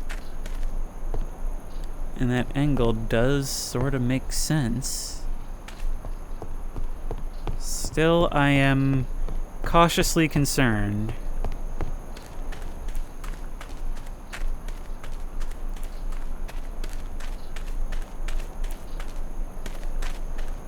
Home sweet home.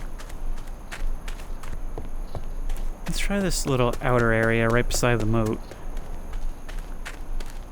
The path is overgrown, but the lights do lead this way.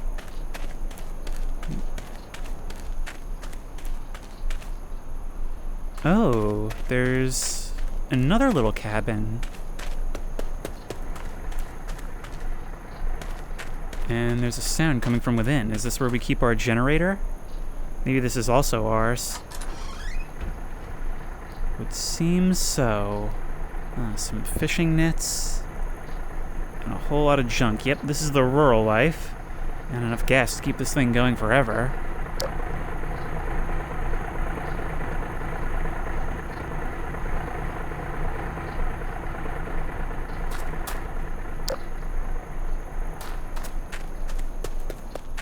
So we've got that tower over there that may not be accessible, but you there.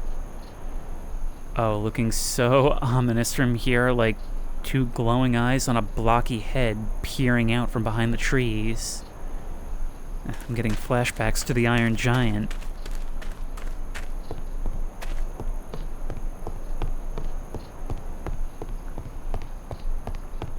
The night is still, normal even, just the sounds of the birds and the crickets. The fireflies are out and glowing, but the more I wander, the more wrong it feels. There we are.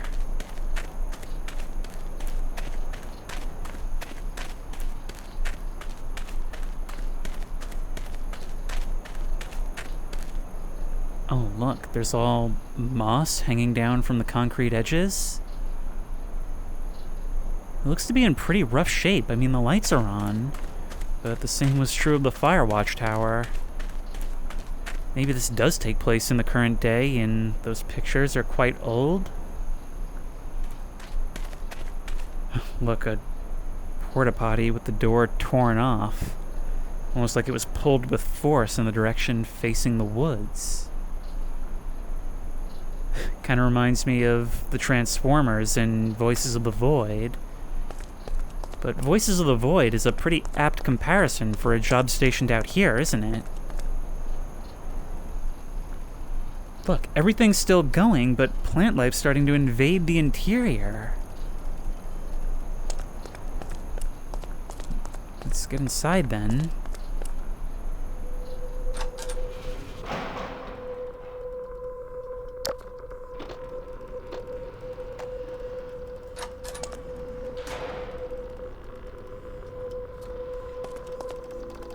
I wonder, what kind of data are you spitting out?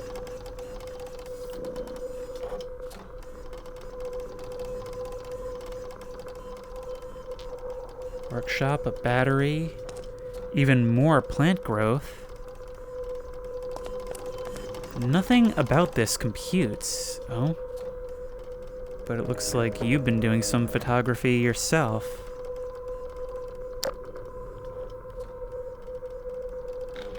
More crazy glowing. In fact, this, between you and the fire watchtower. Okay, so this was October 15th. The dates are reversed. So clearly something strange is going on here, and there's a bit of spy versus spy.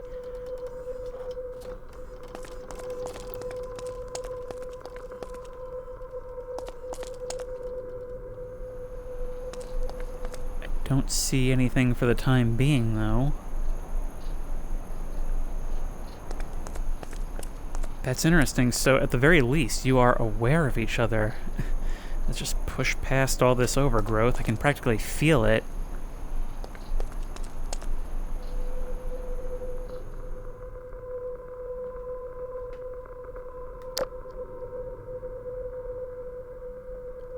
Unknown signal. Look at that! You really are doing Voices of the Void. Signals from space? I guess you're in the perfect spot to observe whatever you pick up, huh? That button looks distinctly pushable.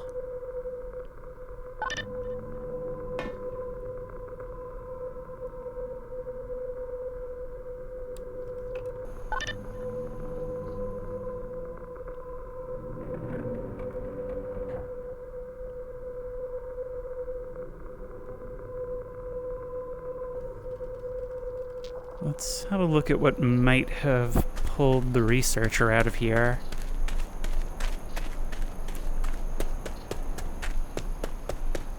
Nothing much.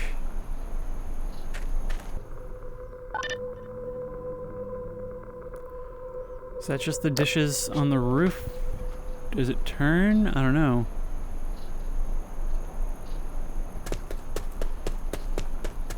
I'm just kind of running around in the woods now because I am not at all sure what that did. Maybe that means it's time to return to the Firewatch Tower or even my own cabin. Actually, now that I come back, it looks like there's something standing over us, something of that color doing something to us. Whatever this is, we've already been affected by it. I had a look on the workshop page, and as far as I can tell, there doesn't seem to be any more to this. But that is so creepy. Like, what happened to this Firewatch Tower? Who were they that they were surveilling me? Maybe they were even working with the people over there. My Truman Show comparison may have been apt. Me just at the bottom of their little petri dish, trying to figure out what's going on here and observing me. And I guess not telling me that some other party was also observing me quite directly. That is probably the creepiest find possible. Like, coming up here to get to the bottom of what these guys are doing and finding out that what they were doing was watching something else watching me. Not to mention, this all does seem to be a very, very cool homage to none other than Voices of the Void, something which I feel maps onto Gary's Mod quite well, and, well, I guess Dr. No's thought so too, considering how much it borrows from Source Engine, I guess, ideas. Wait. Oh, hang on. Sorry, I was looking at the glow out the window because I'm wary of any cool light now. There's something here. We had a basement. Hang on, let me in. Yeah.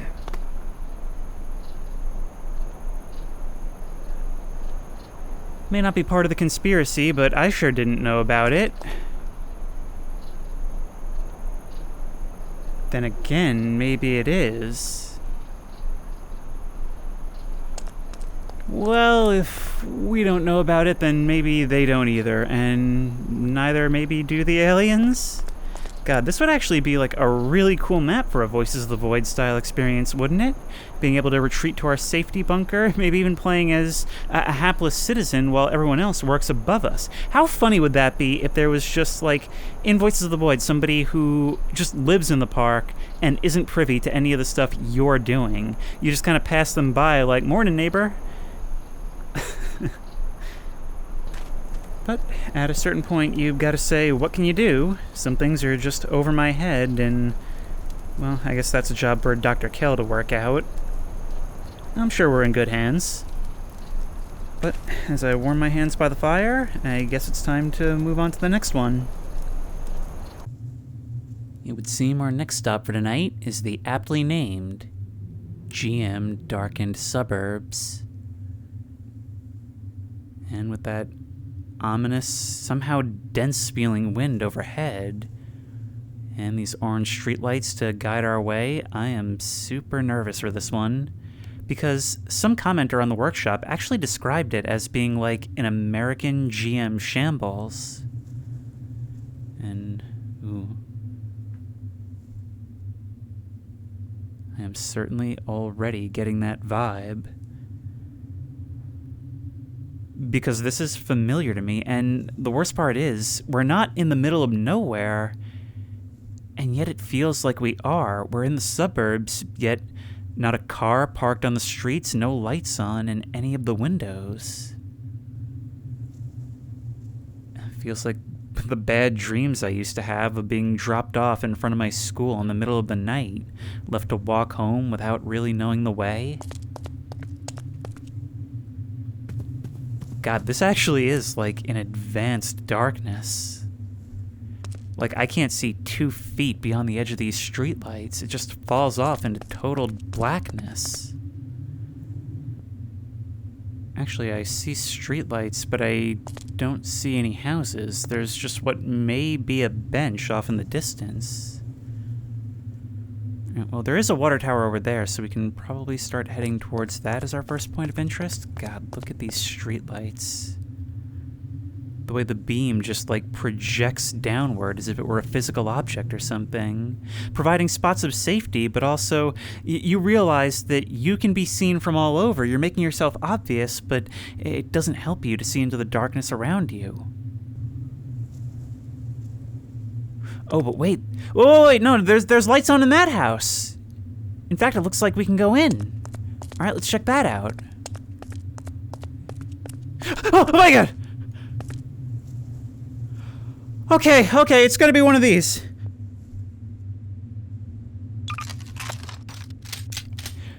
It's gonna be one of these. All right. Safety Glock, you're up.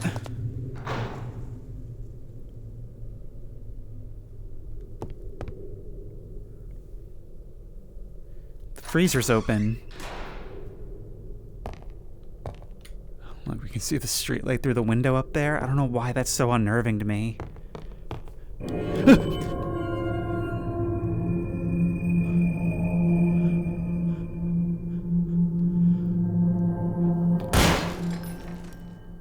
Sorry, I saw a glint of a light through there. I still don't know what it is, but I just kind of took a literal shot in the dark.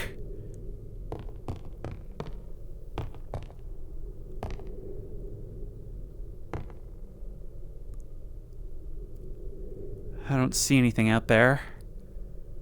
Which is the problem. Oh my God! Okay, Jesus. Alright, gather thoughts, but let's not gather thoughts in front of the mirror. That's the worst place we can do this, I think. There's a lot more going on here. But nothing in the final room. Which should be impossible. Stop. I am in no mood for this. And by that I mean I'm exactly in the mood for this.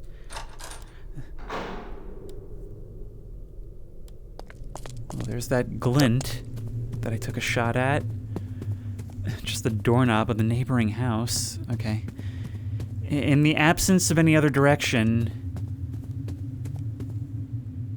I guess we try and head for the water tower. Wherever it's gone, there it is.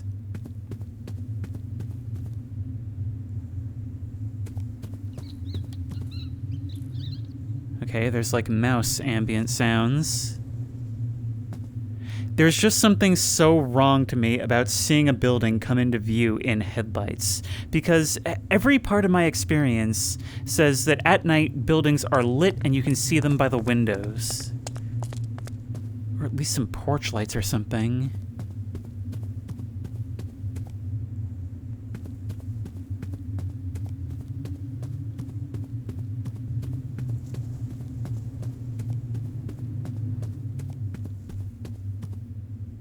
There's some other thing over there, red light. Can we climb this?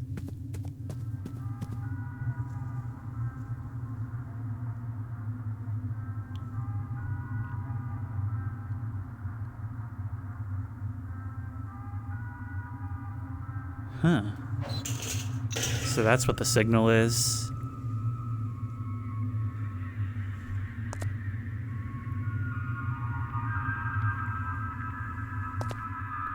Oh my God. Stop. No, not the time.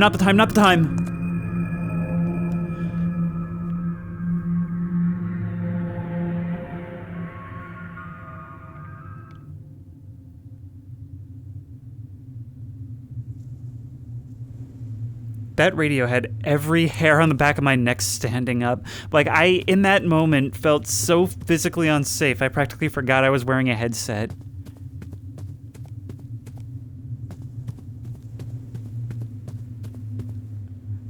Now, what's your story? Something about the look of this kind of reminds me of those horror maps I played for BeamNG a while back.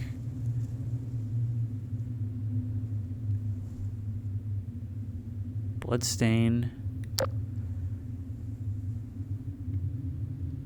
Can we have a look inside? No, no, of course we can't. Alright, let's be ready. Seeing the depth of the rows of streetlights going that way is not what I needed today. We'll probably have to point the light in to clear this.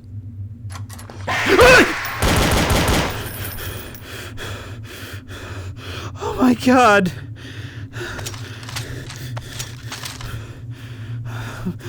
Okay.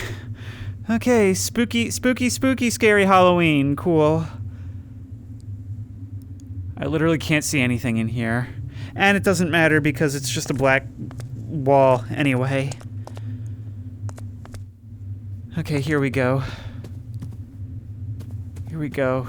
Let's keep it moving. We've got a whole suburb to explore.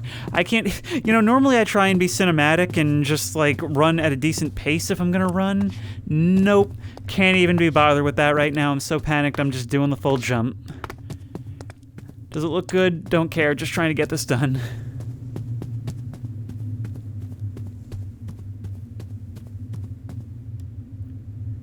God, it's like being inside the town miniature from Beetlejuice or something.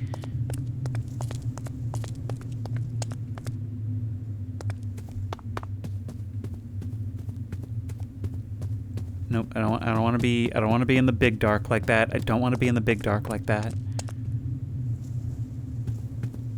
There's something over here.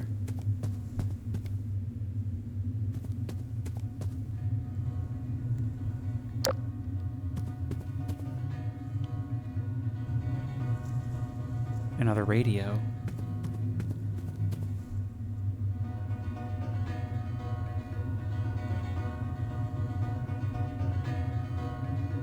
Three, 3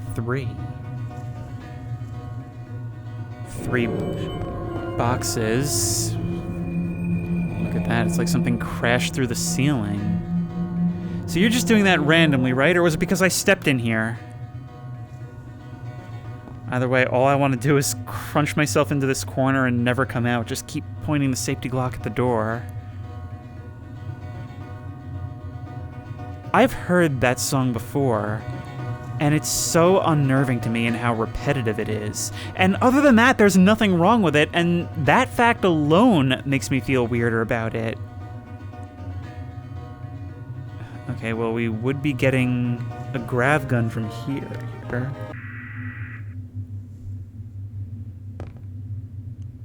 That looks like it could be the water tower. That's a house. That looks like a 7. So now what? Oh, we need the flashlight again.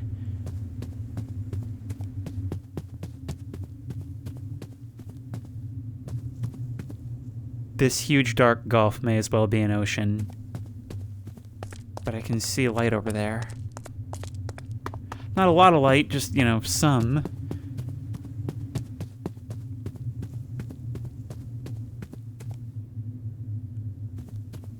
Oh. Oh, is this like a children's playground?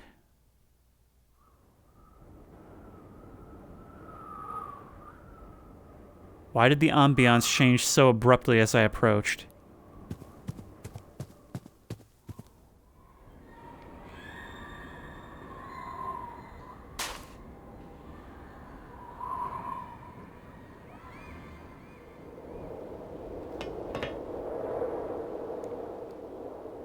There's another radio. But that one's not playing anything. Except the wind noise seems to have gotten louder as I approached. Are you playing the ambiance right now? Does that indicate that it's actually truly silent right now and you're just there to make it feel less artificial? God, there's a creepy thought. Can't interact with this.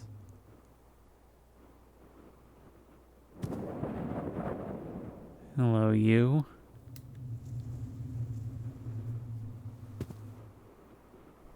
Okay. What else is there? Other than this, it just looks like streets lapping over each other.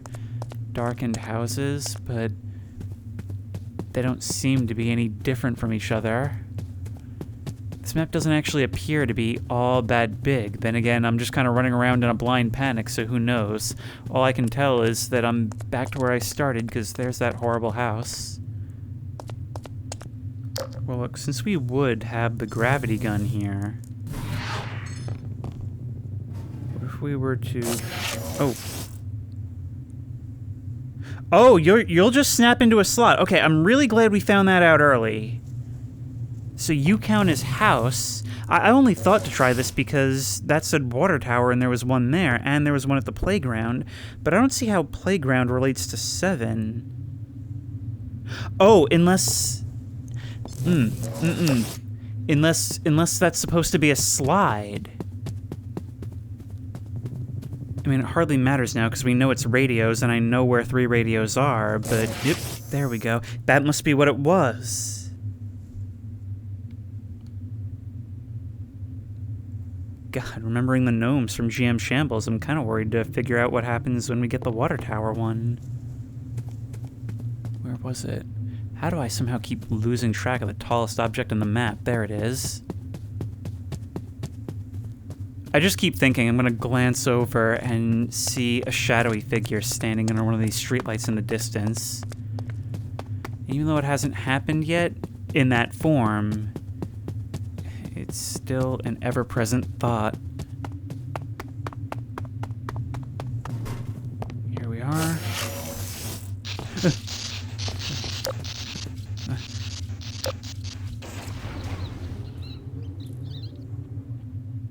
Well, I guess we just teleported some mice.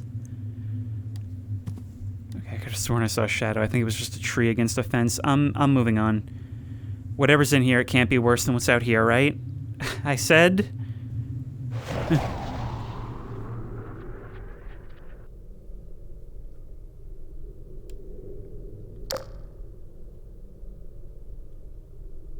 Oh my god, okay, it's just a creator room. I was beyond worried. This map has me on edge like no other.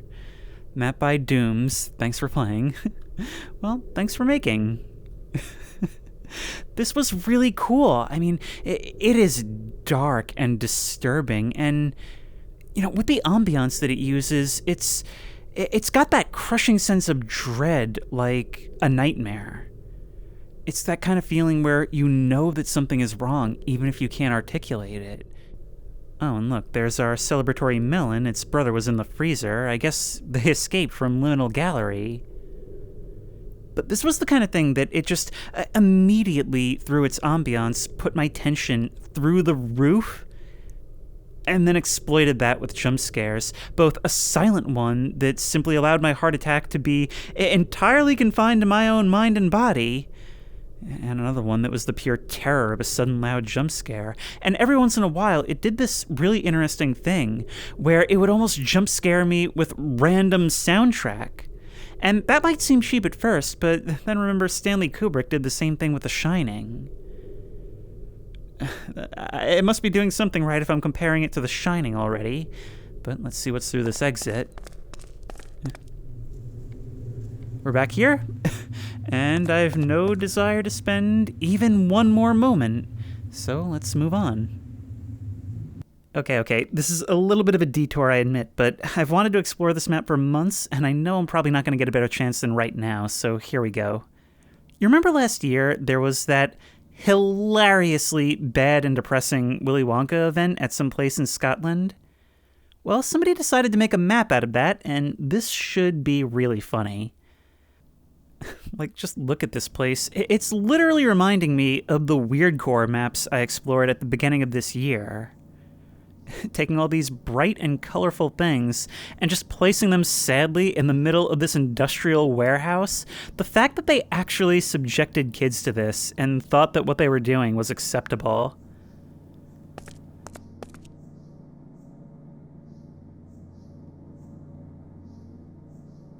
But of course there was a certain liberty they decided to take that I'm really curious to see if it translates to here in any way. This is it, guys. This is the event. This is what's here.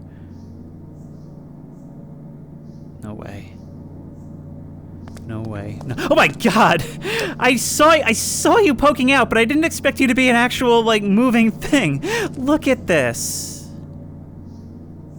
Oh wow, the mirror couldn't even be bothered to load properly until I got in front of it. Even this thing is a sad reflection of itself. It's even the G-Man, too. Who thought this was a good idea? Okay, for those not familiar with this thing, this was real. They had this, like, dark-looking ghost creature hiding behind a mirror, which then came out and scared the children. You remember that in Willy Wonka and the Chocolate Factory? You remember that from the beloved Roald Dahl book and film of the similar name. What were they? I love a good train wreck like this, right? I love Firefest. I love DashCon. This, to me, is so much better than all of that. Oh, look, we can... Hello, Dr. Freeman.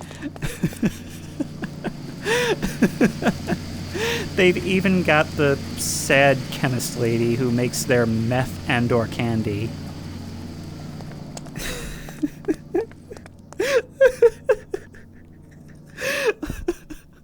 I don't know why this is so funny to me.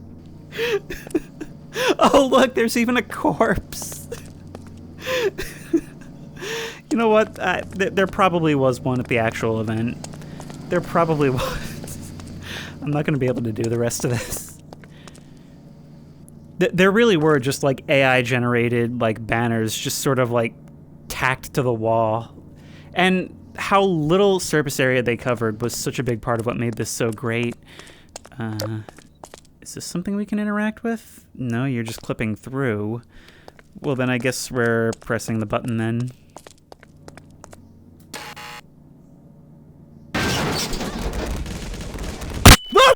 Well, we're currently sitting in the hospital recovering from candy-related injuries, but if anything, this is something of an opportunity, right? After all, it just wouldn't be Halloween if Officer Flatscreen didn't stop in for some horror maps. And this is truly a classic one. Deathhouse was uploaded to the workshop all the way back in 2012. And that means it's right there in the classic era that I love to revisit around this time of year. Now let's read the rules. This is a map best played with multiple people. Whoops. This map is a horror map made for Gamesomnus Scary GMOD map series. Please check them out on YouTube. In this map, you may find shifting walls and a changing environment. It's normal for walls to appear and disappear. Okay, one cannot experience this map fully in one playthrough. The more times you run through it, the better. This map is meant to be played with friends. Seriously, you will miss out if you play it by yourself. Well, I could just go multiple times. After all, I assume that's just a suggestion, like keep your arms and legs inside the vehicle at all times. I get massive settlements from Disney World every time I go.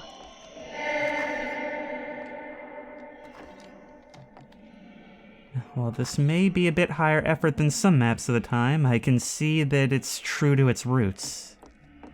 We are 100% in 2012 with these jump scares. Polygraph, Gloward, Viper, and Quinny. Was this here before?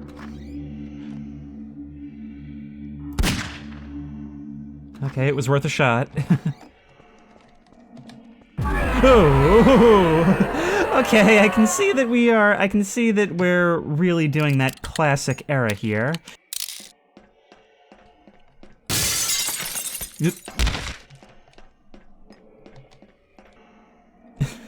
I'll be honest, I was a little worried that this would be...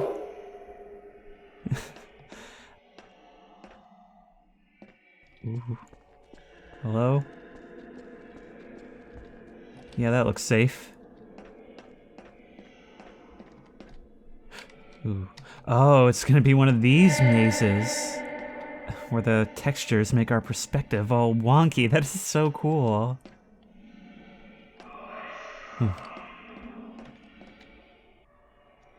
I love this. I was so...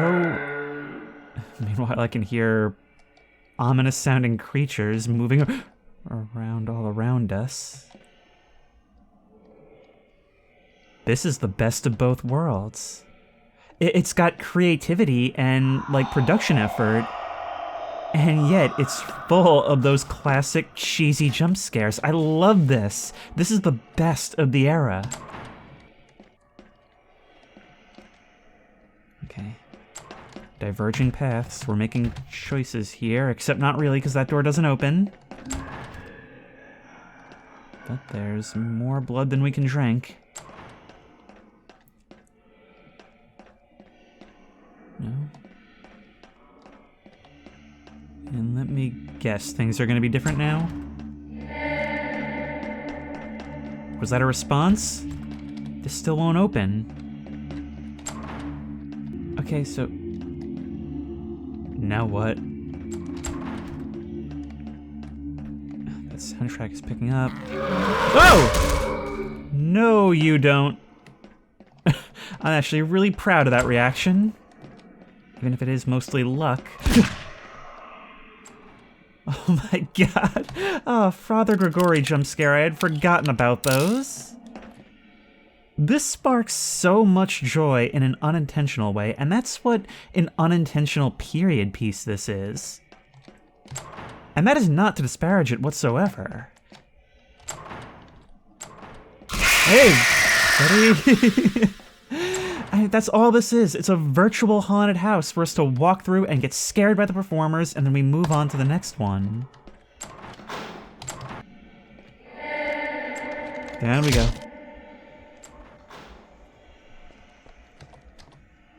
And I'm pretty impressed by not only the tricks that it's doing, but also the amount of custom sounds that are present. Oh. My god, yes, 2012, when this thing was everywhere and I hated it every time I opened it.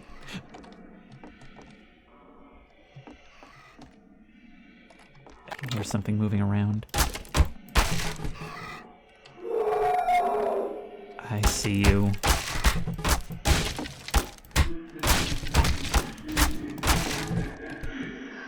And you're gone by the time I get through.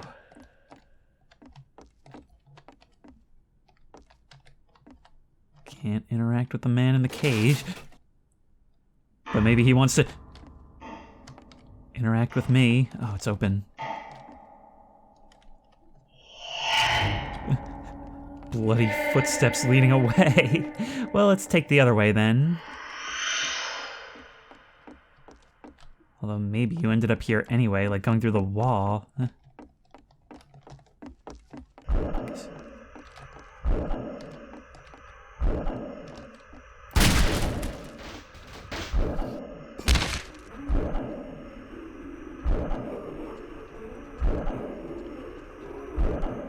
I guess you didn't do what I expected, but that's alright.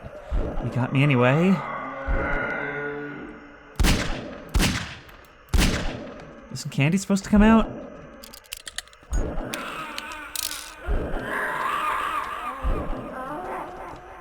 It's incredible. This is genuinely scary, even while being super cheesy. Can't get through. But there's a newspaper? Oh my god!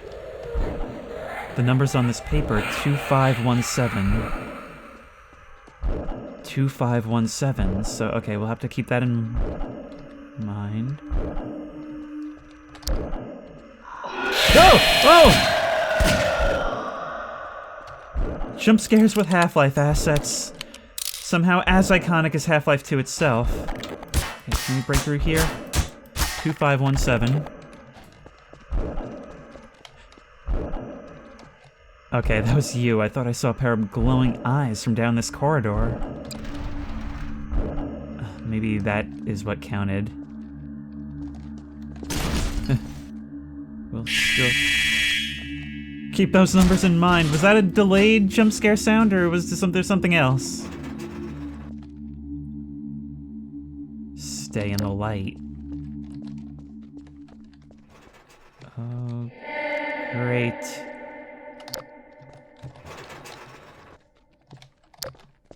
Run, run, run, run, run, run! No! No! Open up! No!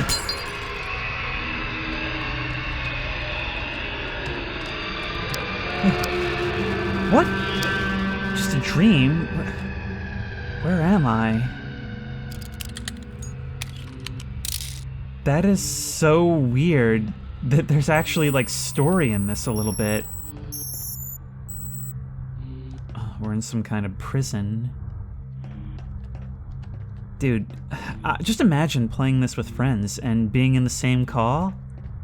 Just talking to each other while each of you are getting separated and experiencing different things.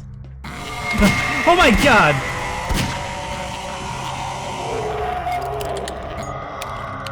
Like, I'm so used to this stuff that for as much as I tend to enjoy these maps, they really have a hard time getting me, but this is being, like, just inventive enough to carry itself.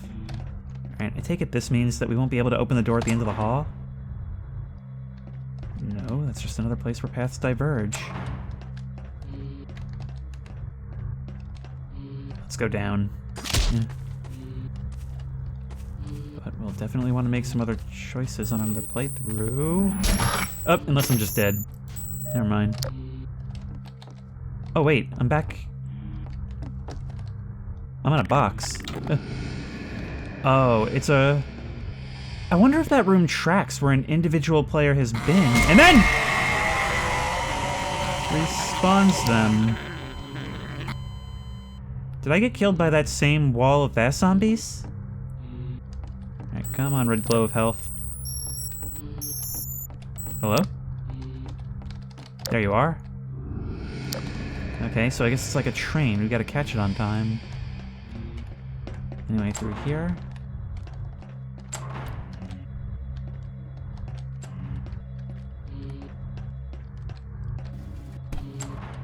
Wait. Oh no. Can't get me.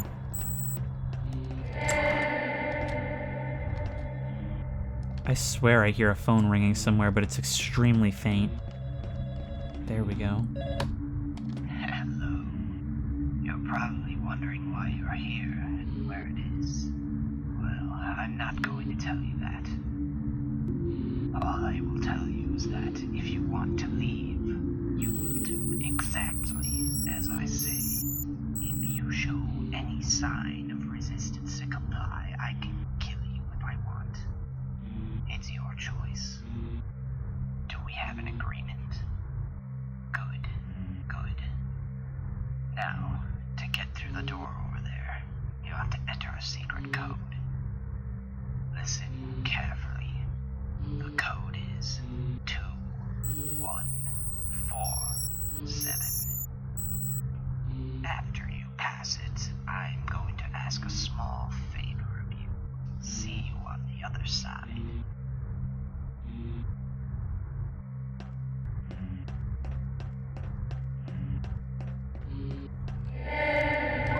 Two. Oh. Load next map. Wow, it's like the Gary's Mod equivalent of Flip to Side B. Why is that oddly charming? Well, here we are taking an unexpected detour into Deathhouse 2. And I can hear another phone ringing somewhere. Hello again. You're probably wondering what that favor I mentioned was. Well, here it is. You see, there's something I need you to find down in these corridors. It's very important to both you and I. I need you to find a key. This is the key that can lead to your escape. But I need it too. And therefore, you're going to have to find it. The only reason I'm not going to get it is because it's lost in the corridors in which an insane man prowls in the darkness. Now this seems fair, doesn't it? Better you than I. Ha ha ha ha ha. Have fun. Sure will. You know, when you tell me about a scary thing before we meet the scary thing, it makes me more scared of the scary thing, so props for that. Oh. Ooh. I don't think that was supposed to happen that way. Yeah, no. Why are these fences only appearing when I show up? Ugh. What's happening with that? And more importantly, how do I get through them? I guess the idea is I'm supposed to be making a choice here about which path to go down, but I'm getting stopped when they spawn? Alright, well, since we went to middle first, let's do that.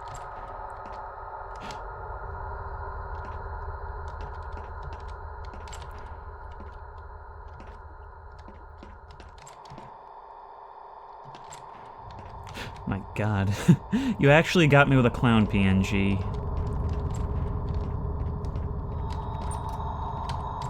Not opening. So that can spell nothing but good things. Thank you.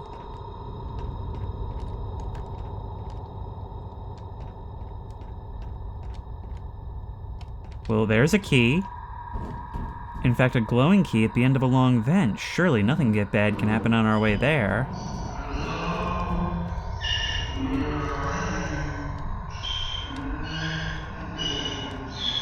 Okay, we got it. Let's hope this doesn't cause a cave-in. Oh no.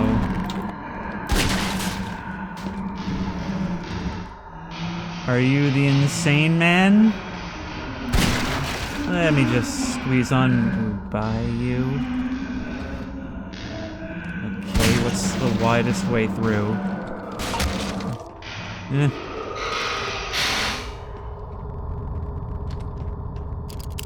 When I turn away, I think you're gonna turn and start following me, Addie. Yes? Isn't that a shame? Another few that couldn't make it out. Cue applause. Excuse me, I got the key. Was I supposed to turn back? There was a fence closed behind me. Alright, let's try that again. You see, there's something I need you to find. Yeah, we gotta run through there. It's very Hi. important to both you. Now that the phone conversation is done, back into the vents with us.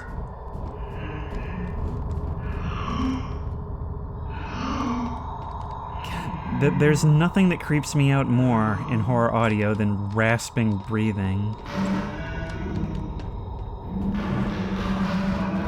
This just gets us over to here.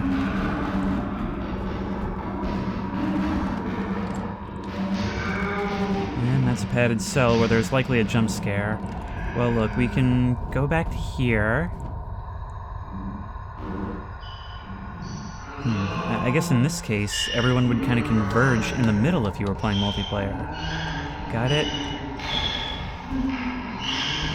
Those sounds are growing more and more intense. It's like being in the aviary section of a pet shop. Okay, surprisingly, that did nothing. Locked. We can go back this way. But with this closing behind us, it kind of doesn't matter. Alright, so let's try, let's, for the sake of the game, just no clip out. And go through this way. This one just kind of traps you. Unless we break through this. Oh, we've got to carve our way through. Hold on. Ooh.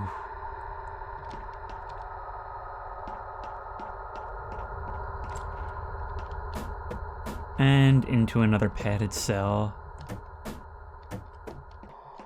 Wait. There's a vent.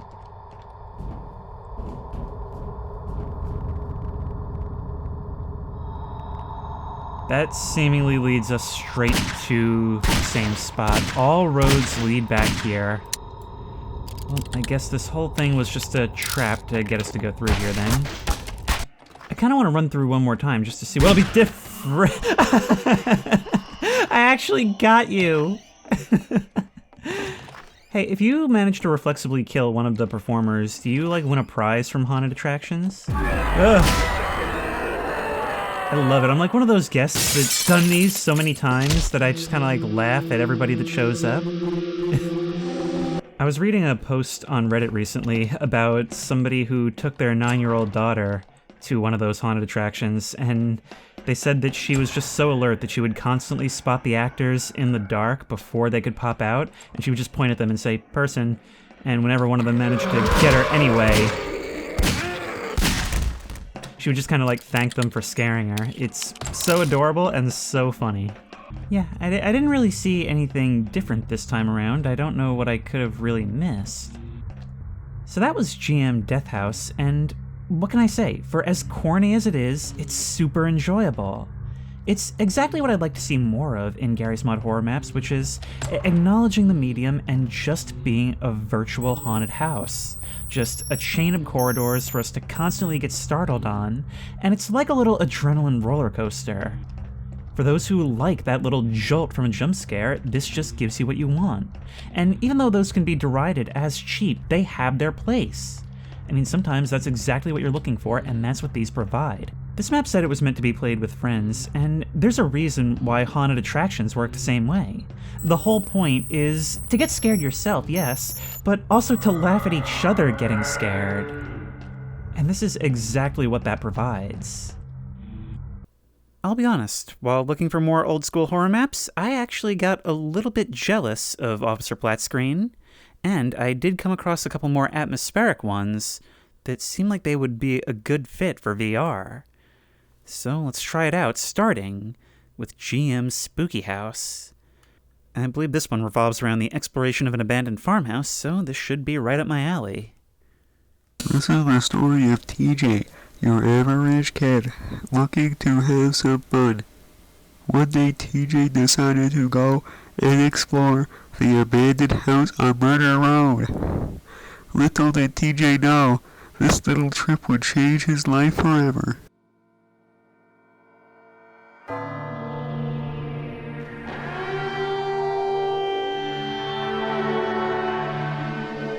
Wow. Well, I don't know if you want me to redo the voice acting for you. I fully volunteer, but given that start, this is a genuinely creepy sight. The endless waving fields in our headlights and just catching that darkened old farmhouse at the end. Well, let's have a look. Is there anything around the side? No.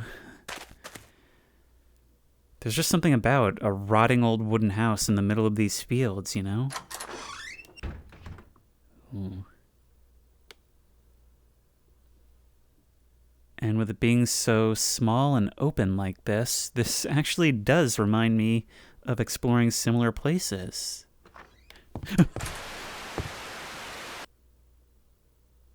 Okay, not that part. Hello?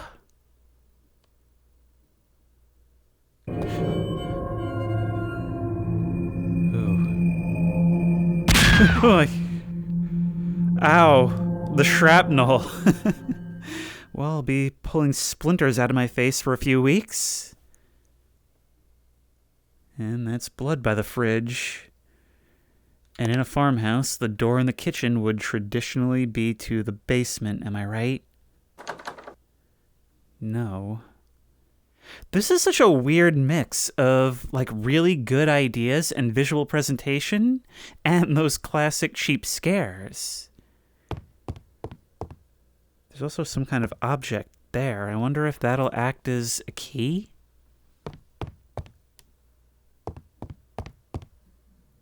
There's our side door, which is now locked. We are trapped inside the building.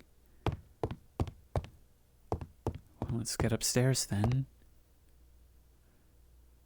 Looking up a narrow stairway, one of the creepiest experiences imaginable.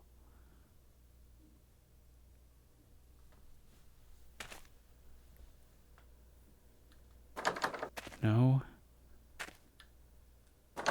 No. Well, where are we meant to go then? Unless maybe we need to use this? Alright, I think I picked it up in the dark. I think it just disappeared rather than being a physics object. So let's just start trying doors again, I suppose? No? There we are. Hello.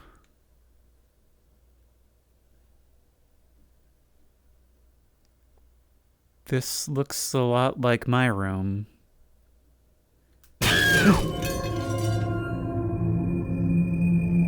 Has somebody come in behind me? Whoa! Okay, never mind. This is actually exactly what I was looking for. Forget the atmospherics. Although it does actually still have them. Credit where credit is due, you know?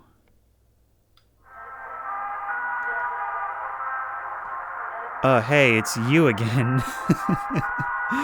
Second time we've heard that tonight. Let's get downstairs. I actually wonder, can we open this fridge? Well-timed closure. Okay, that was actually scarier when I thought it was just meat in there that I only caught a glimpse of.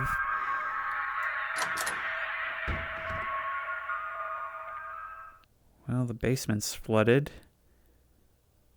which can mean only good things. God, my footsteps just keep cutting out. What do we do with this? I don't know what to do with this information. Oh, there's a button on the wall over there.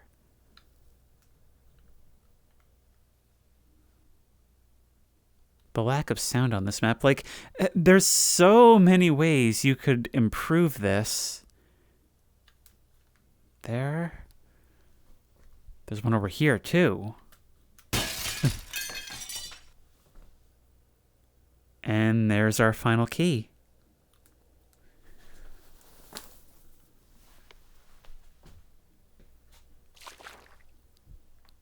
Oh, hey, it saw fit to give us our footsteps back. On the one hand, I sort of like the silence, but on the other, I'd, like it if there was at least, like, creaking wood or wind outside. But I think the clash of quality here is actually making it even more freaky. This is the only thing I can think of. There we go, we're out. You escaped the horrible nightmare spook house. After tonight's events, TJ went on to be moving out to a different state to get as far away as possible from the spooky house and its hellish occupants. TJ moved to the faraway land of Tucson, where he became a bus driver driving across the desert for a very long time. Reference to Desert Bus. TJ was very happy and had fun. This is the end of this horror story. Or is it? Okay, so I understand now that this was meant to be somewhat tongue-in-cheek, which is funny because it had a genuinely creepy presentation. I think it's kind of funny that the cliches of Garry's Mod horror maps are such that I did not recognize this as satire until the end here, but I guess that's just the nature of the game.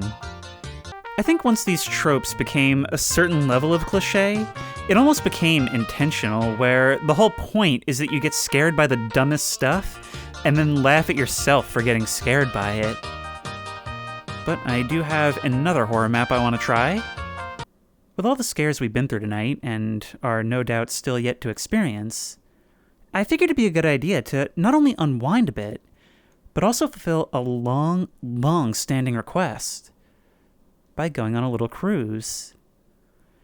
This is going to be so much fun. Not only is this one of the oldest maps I can ever recall seeing for Garry's Mod, but the cruise itself is going to be amazing. The night wind of the Atlantic in our hair, all the great food we can eat, and a band that I hear just won't quit.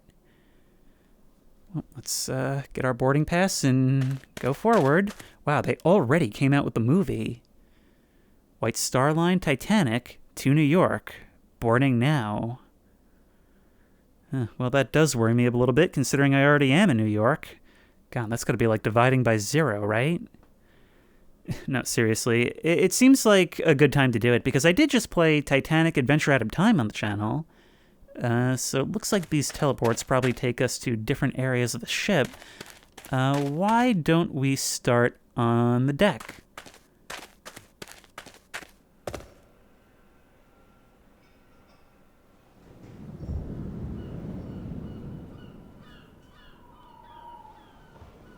This is so creepy and cool already. I mean, obviously the ambiance is great. Look, the starry night sky and the endless blackness out at sea. Well, not endless. Maybe we want to keep an eye on that guy over there? But still, like, just knowing what this represents and what happened to it, it is so... I feel like we really take for granted just the experiences that software is able to give us, huh? Now, granted, obviously this isn't going to be a perfect recreation, probably not even a good recreation, but even just this approximation is really something. There's a bad moon on the rise, huh?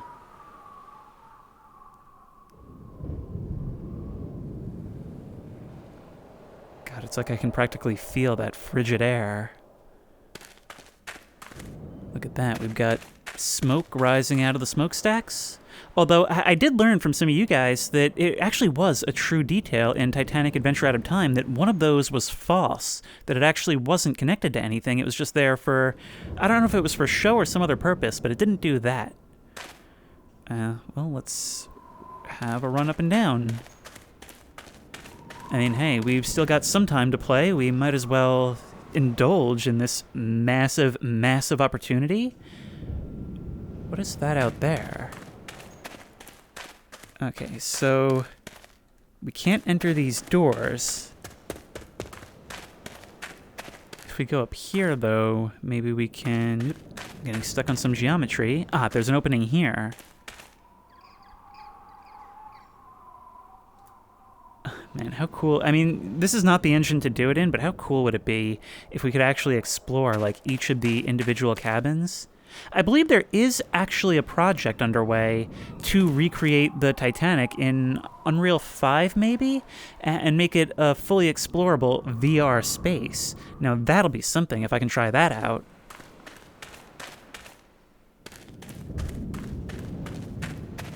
God, there's such a feeling of simultaneous smallness and feeling like the biggest fish out here standing on the deck of this ship.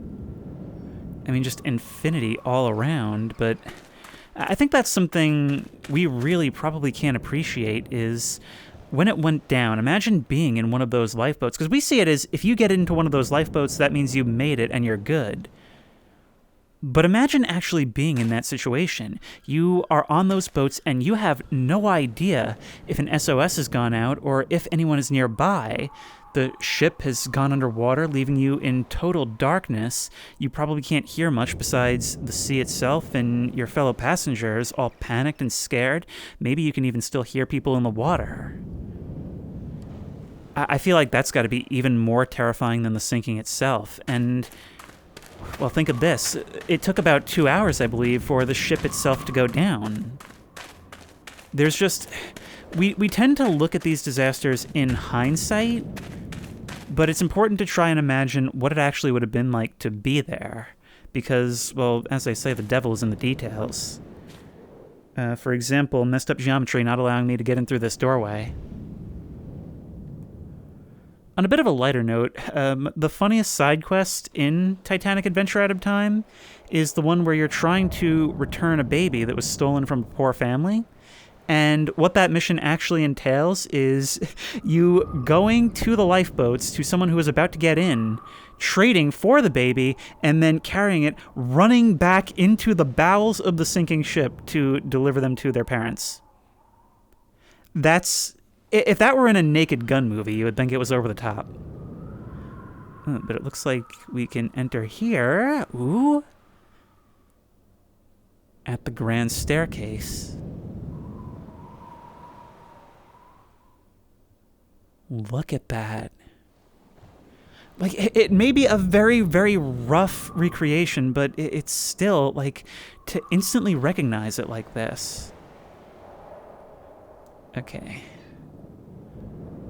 Look, it's even got some of the wood carvings.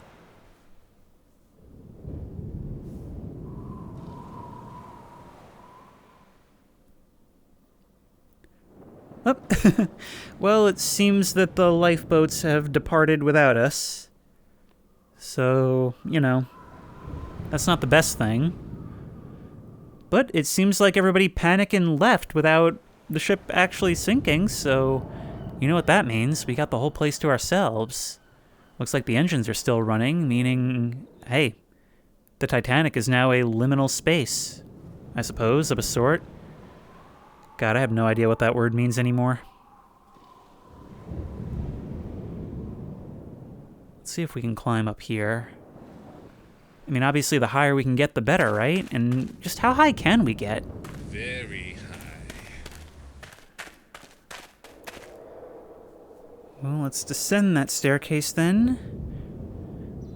God, I've seen some pictures of submersible drones exploring this very room, and it's just... it's wild. It's absolutely wild to think that something so deep and so dark and left all alone for so long once had people walking about, was once being built in a shipyard, was traversed by so many so easily, and now it's one of the most inaccessible locations possible.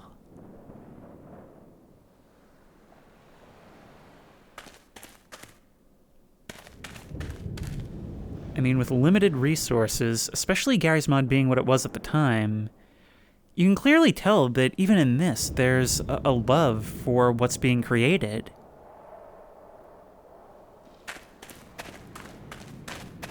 I'm serious. I believe this map was shown to me, like, the first time I was shown Gary's Mod by my cousin in, like, 2008 or something like that.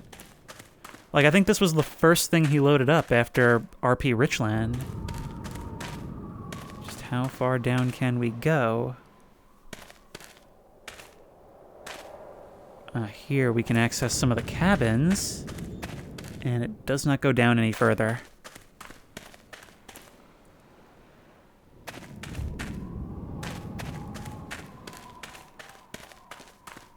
I stand corrected. It goes down a bit further indeed.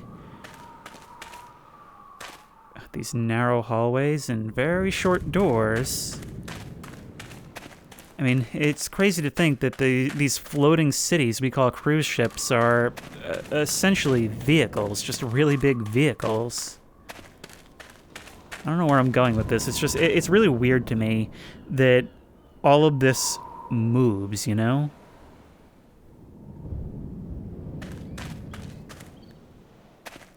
God, how far back does the concept of an ocean liner go anyway? It's got to be, if this was 1912, it's got to be like the 1800s, right? These textures are freaking out. But also, as we're going to see, this is not a conventional map. Thunk, thunk.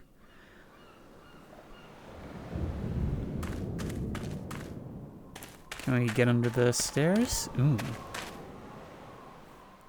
Ooh, we must be all the way down where we're starting to get into the lower third class.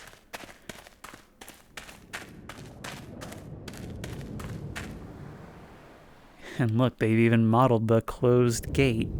Although, from what I was reading, the idea that they locked all the third-class passengers down below deck is not actually quite true.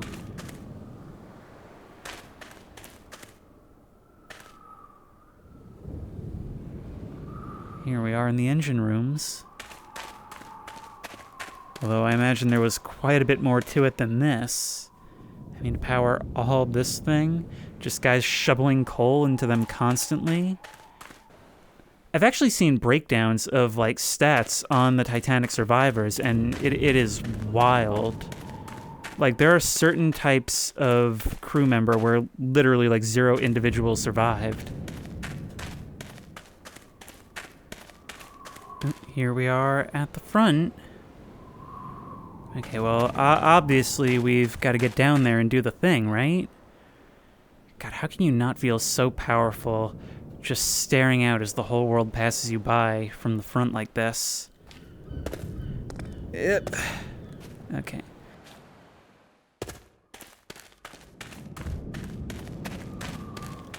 Here we are. These must be the anchor chains, right? Well, let's just climb over this, and of course we gotta do the thing. I'm the God King of Mad Spooks! It's a good thing digital cameras hadn't been invented in 1912, or some dolphin would be putting me in his cringe compilation.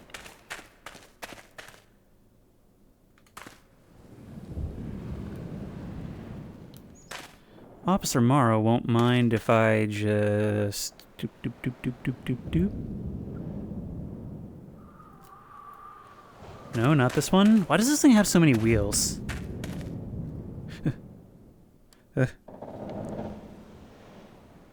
That doesn't seem like a good sign.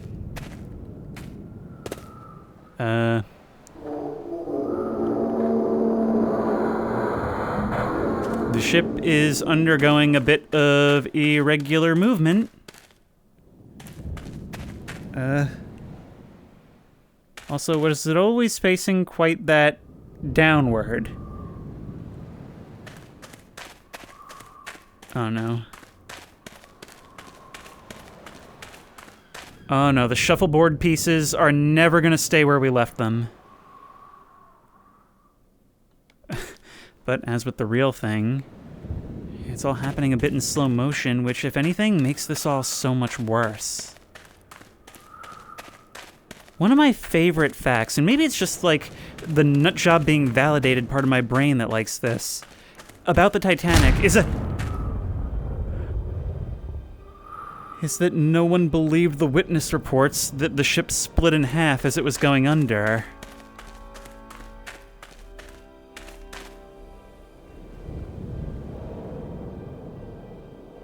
Is the band still here? I'm sorry, I didn't notice you in my travels. If I had, I would have put something in your busking case, which is probably just your violin case, I don't know. Actually, what am I talking about? You guys on a high-end cruise line busking for cash. We're actually quite far from the iceberg. Maybe this is just one of those canon events I keep hearing about. Like, if it didn't hit that, it would just be done by, like, I don't know, sharks or something? Somebody threw their ceiling light overboard. Oh my, we are actually getting quite alarmingly close to the water, aren't we? Hang on, let's head over there and see just how deep it's gone. Seems like we're going in front first. But the bow of the ship is still above water. We can actually kind of use those lights down there as a gauge, but we are swiftly losing distance. All right, our best bet is going to be to get up as high as we possibly can, right? If only these stairs will let us. Yeah. Look, I'm desperately trying to crawl my way up as the angle shifts ever gradually more downward. And at that point, I'm just out of shape. Maybe, perhaps, it would be possible to climb one of these smokestacks? We need to do some athletics. Yep! The ladder's not real. The smokestacks are all real, but the ladders aren't. Imagine being below deck, your desperate fight for survival, trying to climb up through all of this and all this chaos, and not even knowing if there's going to be any lifeboats waiting for you if and when you do get to the top.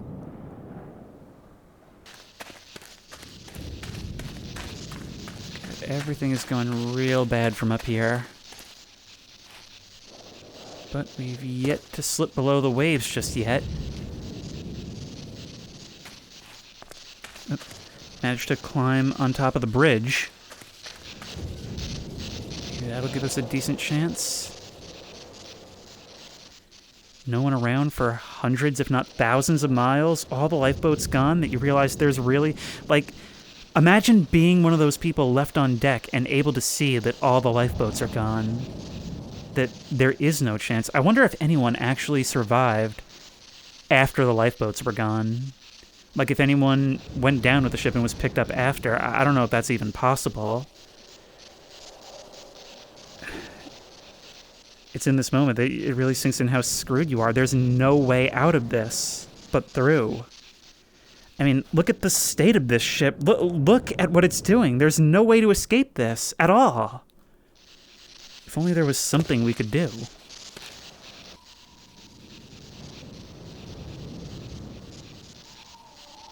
So, is this thing going to take the whole 2 hours or what?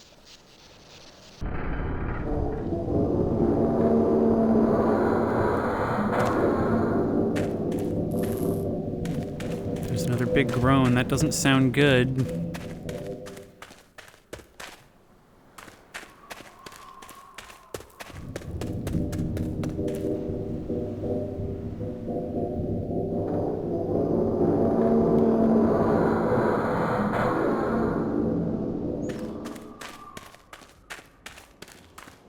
Oh God, imagine the terror when you start hearing those loud, groaning stress sounds of the steel.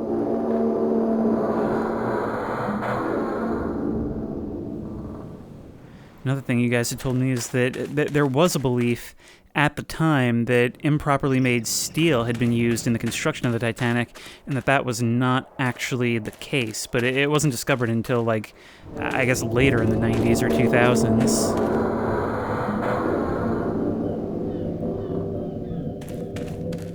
Okay, new question. New one of those shower hypotheticals. Is it better to be in the front or the back half of the Titanic when it splits?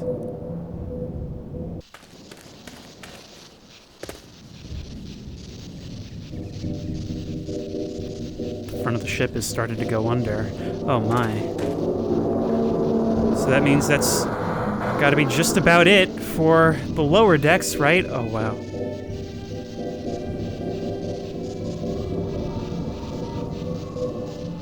You hear that?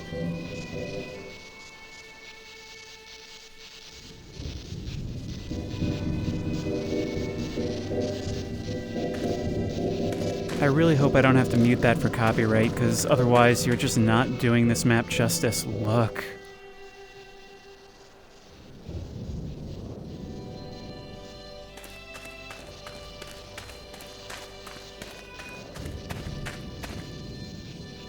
Okay, let's get to the back so we can last as long as we can. I don't know where they are, but they can be heard from everywhere in the silent night. And I suppose it almost doesn't matter now, huh? It's gotta be happening soon, right? It's gotta be happening soon. Oh no. Oh, that's growing to be an extreme angle. It's hard to stay in one spot. The iceberg's just over there watching like it missed the whole party. It doesn't even know what's going on. Oh no. Look at that. That whole front end just slipping into the blackness as if it's sailing straight into it. How high up can we climb?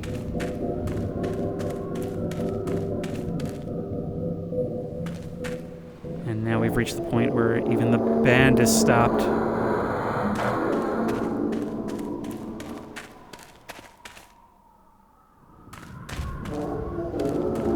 Oh my god, that is a weird perspective right there.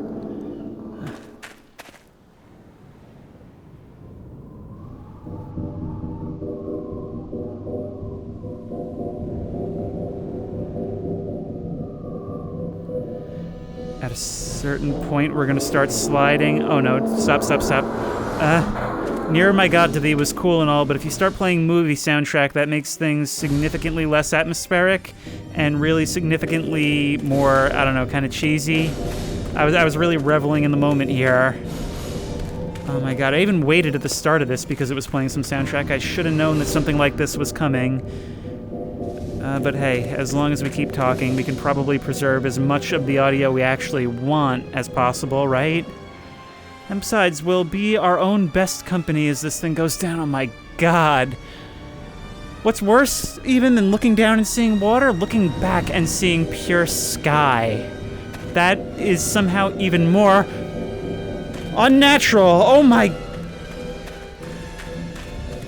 Camera's even doing a natural fast zoom in for me.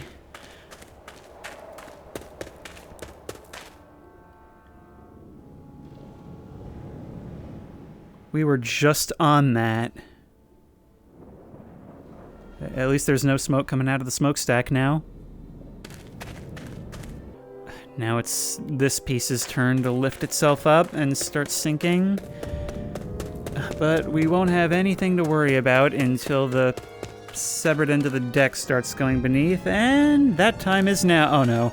Oh no, this one's going very, very, very quickly. Go, go, go, go, go. Buy myself a few more seconds. Leap. Parkour off the Titanic. Okay, very respectful, very cool. Are we gonna be able to make these jumps? Oh my god. Yep, these stairs. Oh, they never worked before and they're not gonna work now. Okay, well, I think our goose is a little bit cooked. May even be slightly overcooked.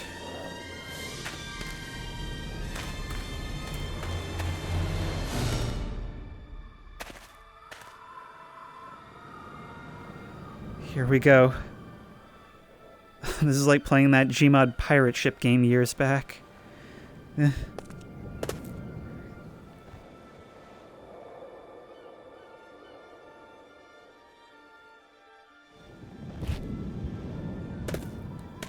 We can try to do one last cool thing, though. Yep. Oh no! Oh my god!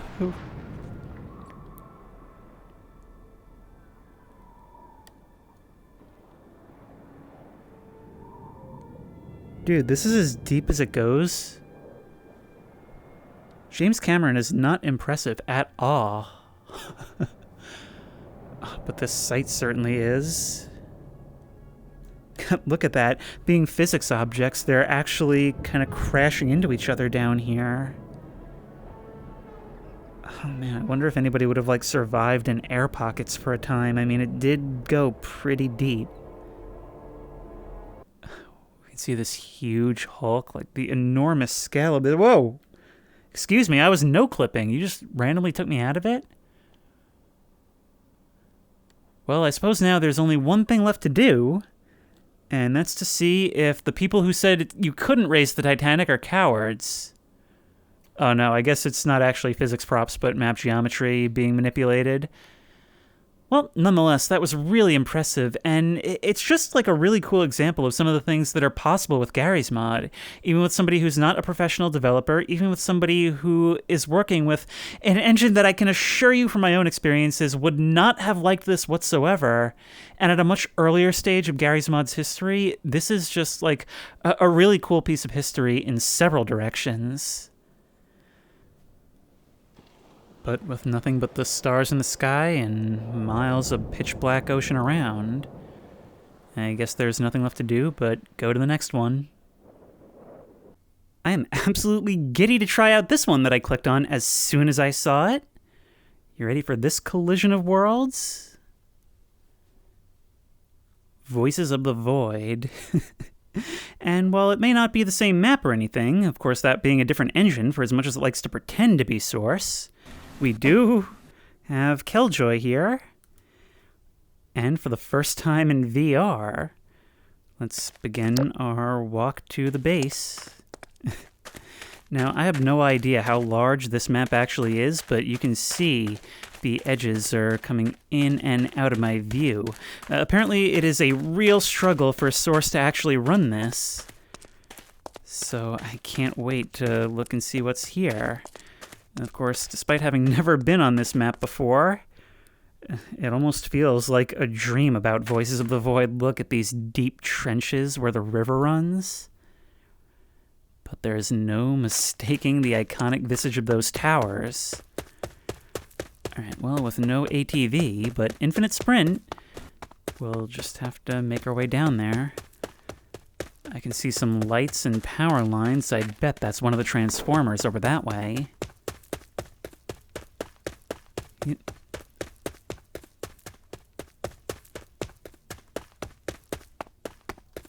Oh, wow. There is no ambient sound whatsoever. That is really freaky. It's just really freaky to be fully immersed in something that wears the shape of something familiar, but just so clearly isn't that thing.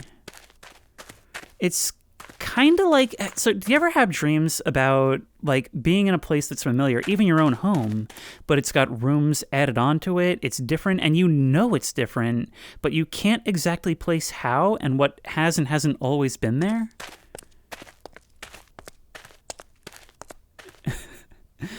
But some things I would recognize anywhere. No matter if you put it into a different environment. Sorry, Killjoy. Just smacked your head into the tree. Although part of that looks to be the fault of your massive hitbox.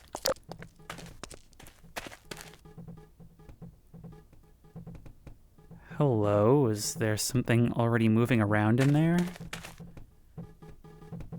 Imagine if something I do now ends up happening to me in the Voices of the Void series.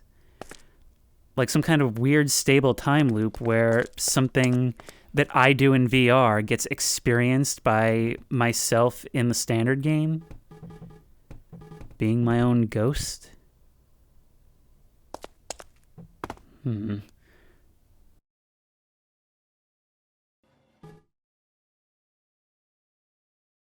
Well, there's 2 cars in the parking lot. Maybe this is the days before the staff were whittled down to just 1. And there's the bunker over there, taunting me as always. Wow, they've even bothered to model the litter on the ground. This is what you get for leaving the door unlocked, Dr. Kell. How's it going, guys? Can I pick you up? I can. Okay, well, let's get Melvin over by his post.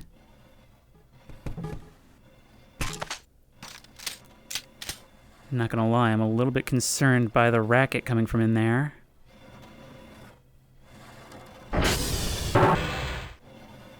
It's totally blocked off. It's not gonna break either. Hang on. Yep. We can push it down though.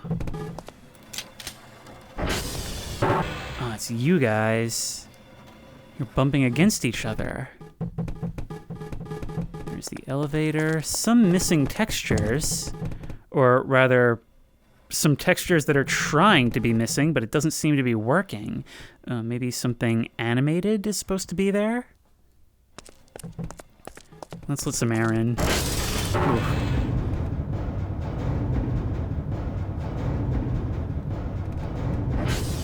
Interesting direction of travel for the garage door. Hey there, Killjoy. You standing watch?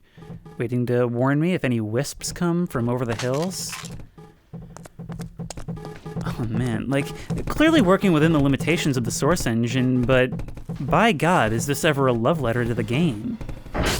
I'm loving this, but of course...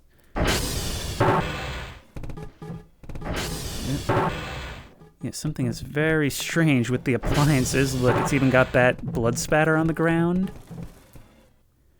Doesn't seem like we can interact with you, get some heatos out of there. Oh my God, I'm just tripping over this debris. Of course, it wouldn't be Voices of the Void without the room where all the magic happens, would it?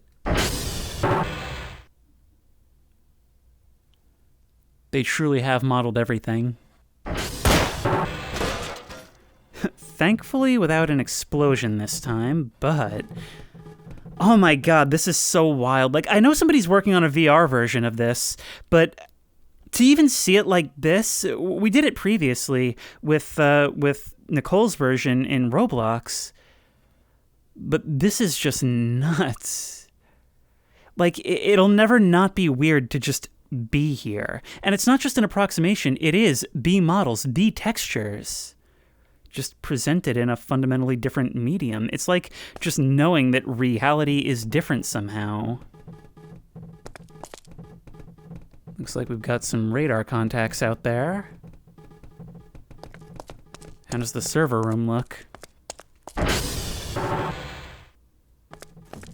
Pretty good.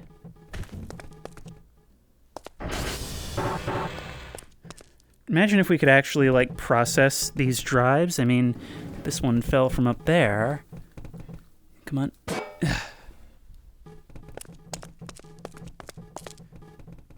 There you go. Just pretend we're bringing you up, or listening to what whoever was in the vent had to say. There's that storage room that I've never done anything with.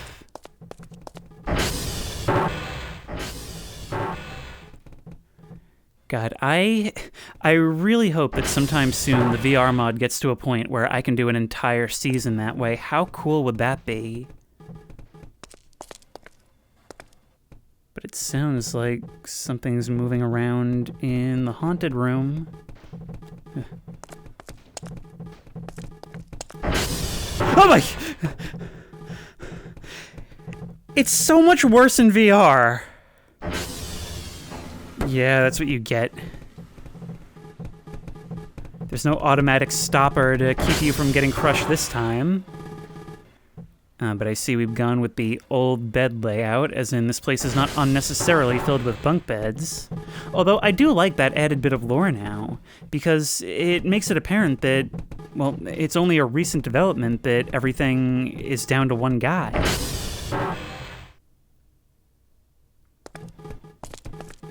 Alright, let's keep going. There's our telescope. Looking off into nothing. Oh God, I'm not realizing. Like I was coming in here thinking that it was only the level 1 base. There's some accumulator batteries up there. Now that is a good. Are there really accumulator batteries up there in the game? I don't think so, but that would be a twist. That would be a big twist. Actually, as I'm recording this, I've just recorded episode, I think, 12 of Season 3.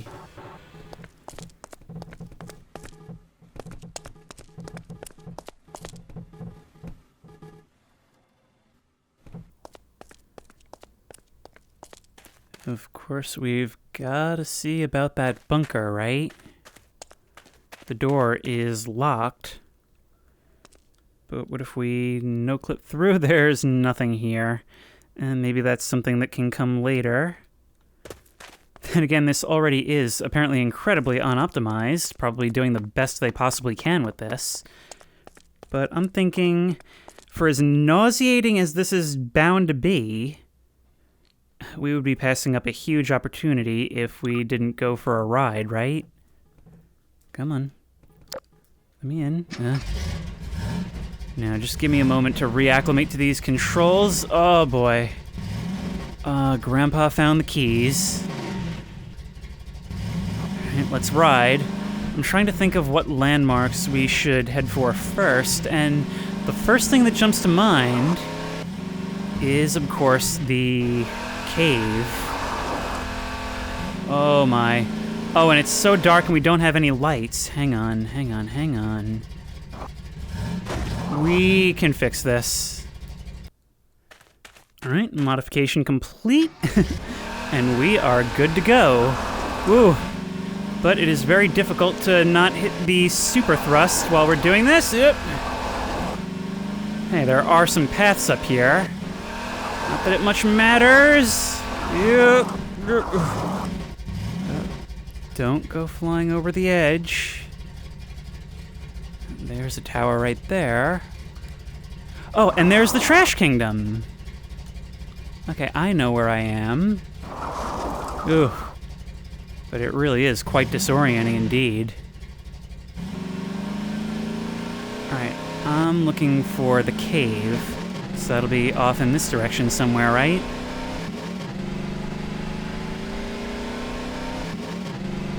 Oh, is it up over another hill? No, that's got to be the edge of the map, so I must have missed it.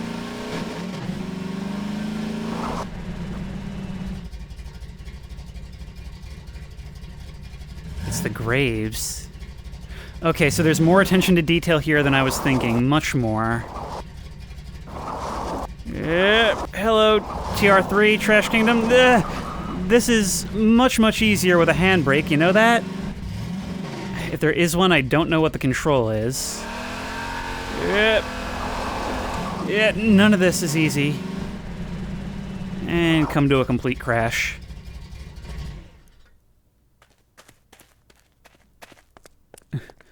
Well, here it is. And there you are.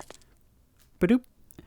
Not that I would actually much mind if this place were plunged into darkness, because right now, I'm not on shift, which is a surprisingly liberating feeling.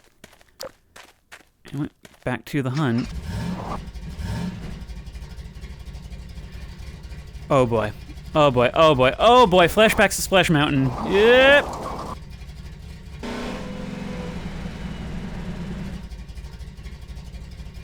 I think we found it. I think it is modeled.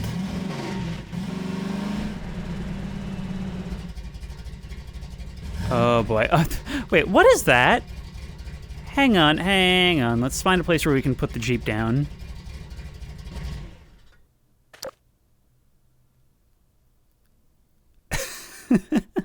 Look at that. You've got your own plush. Although you are every bit as menacing as the real thing. Yes, you are. Now would be the moment where I get close and the actual full-scale model emerges from the nest and kills me. With the way this fog works, I can't tell when I've reached the edge or not. Yep. But I know there's gotta be more out here, right? Ooh, I wonder if the cabin is here. I honestly thought that was some kind of like glowing space rock for a second. Just weird lighting on the bush. There's the base down there. Yep. Just steer, just steer, just steer!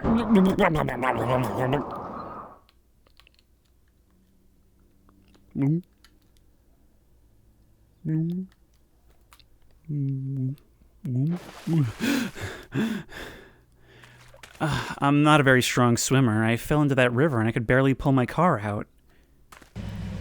Oh, but maybe I pulled myself out of the water prematurely. Look, the lake is here.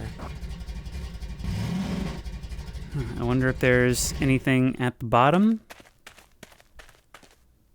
God, I can't believe this is all here. I can't believe somebody actually took the time and did this. This is so cool. Let's wade in. God, I seem to be underwater a lot in this video, huh?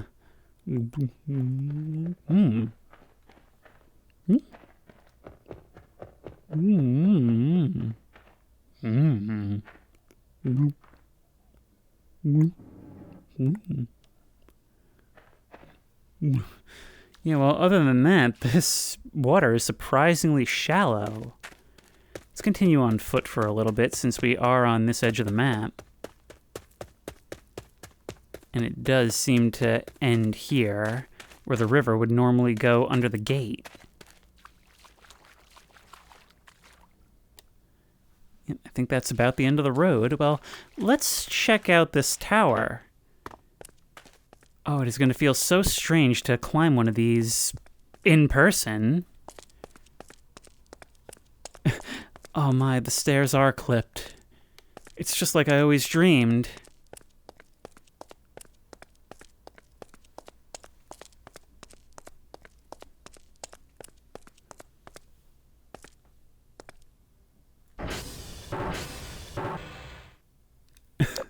Look at this, we've even got that head-smashingly low light hanging from the ceiling. This is... I'm having like a minor freak out this entire time because this is so cool. No way. No way, this is cool. Hole in the roof and all, you got Kerfer's cabin. Oop, come on. Yep. Okay, this is so much easier in the actual game. Yep. No grappling ability here. Oh my god, what's knocking you around? But it does contain the red tree. Hang on. The shovel is there, so does that mean... Yes! Yes, yes, yes! It's here, the skull. This may look basic, but just in the attention to detail, it's so clear, look, even from that bar that we can climb out, it's even got, like, ladder ability. There is just so much love for the source material in this, even within the limitations they're working with. Ooh.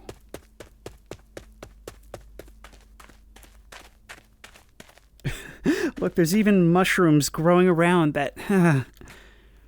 But here we have something a little less natural.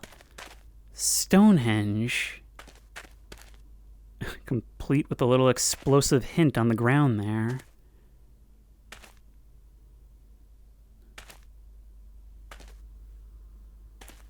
I'm practically expecting to have a skull thrown at me any second now. And those of you watching this who have not watched any of the Voices of the Void series, I highly... Look, you are in for a treat. Even if you don't watch my series and just play it for yourself, like...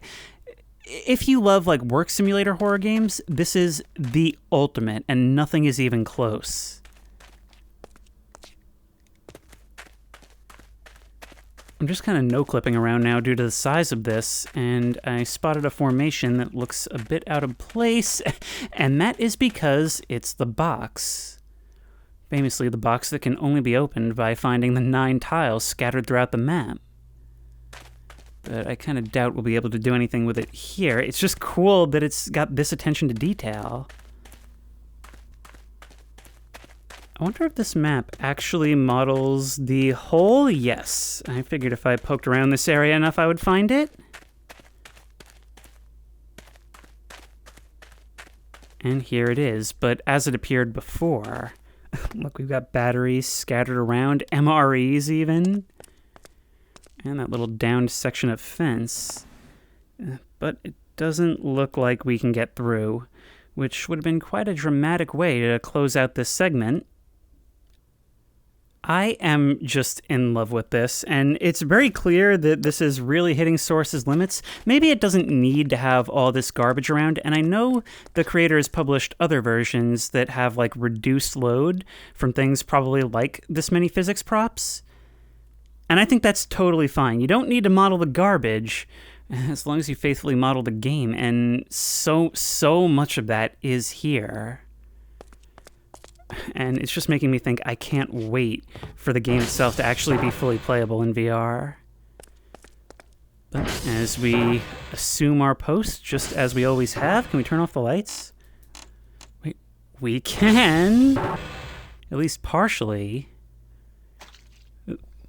Ew. Let's climb up to that familiar desk, take our seat, and stare out that window as cosmic gulfs it throws open before our frenzied eyes. Oh, you have no idea how happy this view makes me. Looks like a storm has rolled in suddenly. Never fun to have Halloween getting rained on. Luckily, this abandoned-looking structure is right nearby. And maybe we can take shelter? Let's try these doors. Hopefully they will open for us.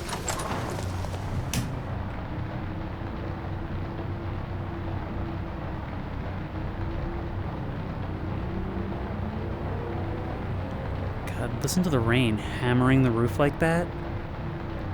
But if anything, this only makes it even more creepy and comfy. Because, on the one hand, we've just rushed headlong into an abandoned space. We don't even know what's in it. But also, the intensity of that rain makes us far more appreciative that we're in here instead of out there.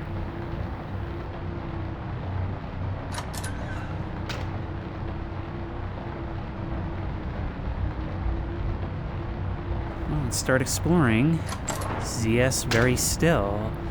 Where it seems the power is still on, at least, although the structure itself has fallen into quite a bad state of disrepair. I wonder why all this is still going. This is a zombie survival map, which looked very, very pretty from the screenshots. Looks like we can head down into the basement from here.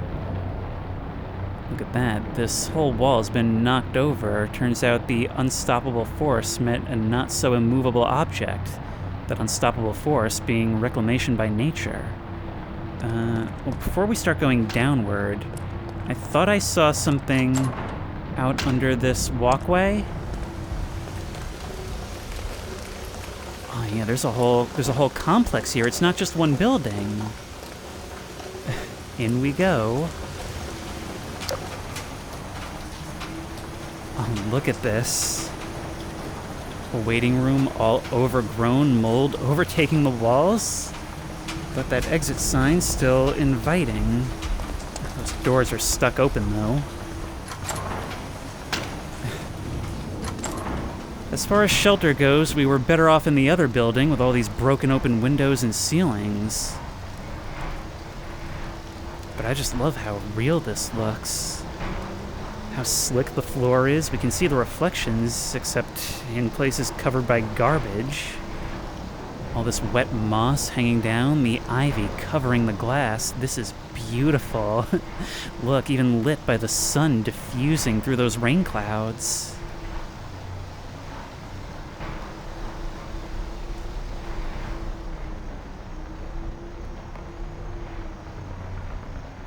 Keeping the fauna alive. Oh, this must have been some kind of research center, or maybe park station in a nature preserve or something.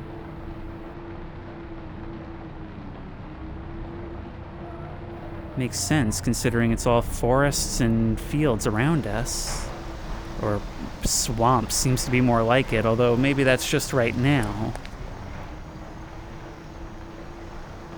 Still, there's just enough natural light in here that you can see how cozy of a spot this place must have been once. Look, somebody put their drink down after getting lunch, not knowing just how long it was really going to last. Able to hear the distant rumble of thunder from right here. This is what I love about urban exploration.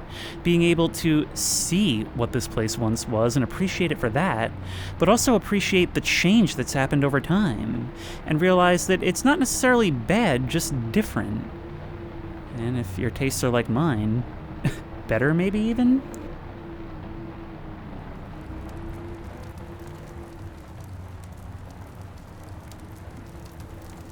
Huh. Maybe somebody else feels the same way because these lit candles wouldn't have lasted all this time. Maybe we should be on the lookout for somebody who's taken up residence. Whenever I start thinking about that, I can't help but look up at the open drop ceilings and imagine someone staring down at me. But that's just one of those exploration intrusive thoughts.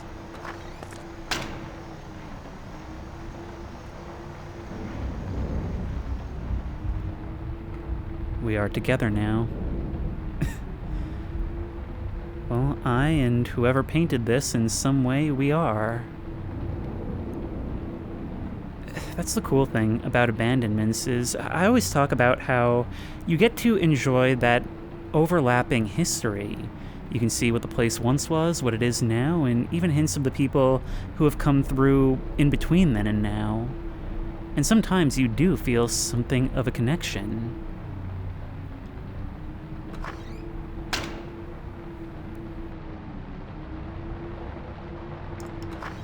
And here, the windows and the ceiling are actually intact. Which means we can actually just sit by the window and enjoy the rainy day, enjoy the smell of this crumbling building.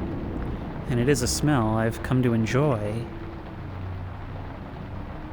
You know, you can actually see the video on the channel, but I did get to experience this once, out with my brother shooting the intro for the Stalker Called Pripyat series. It started pouring really, really hard. It wouldn't have been safe to walk around, so we ended up taking shelter in a nearby abandoned house, and it was a lot of fun. The ambiance was actually very similar to this.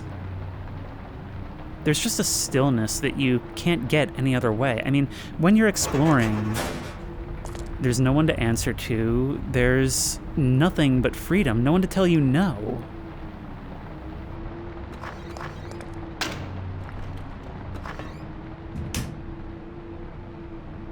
It's a setting of unaccountability, a place where time really does feel like it's standing still in more ways than one. And that's a big part of why I love it so much.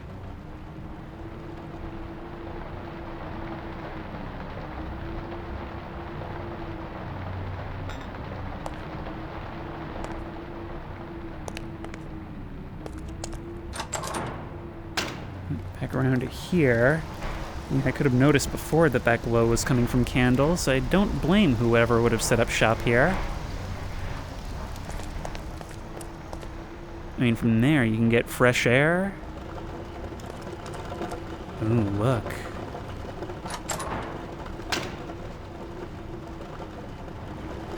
I take it back. This is a great place to enjoy the ambiance.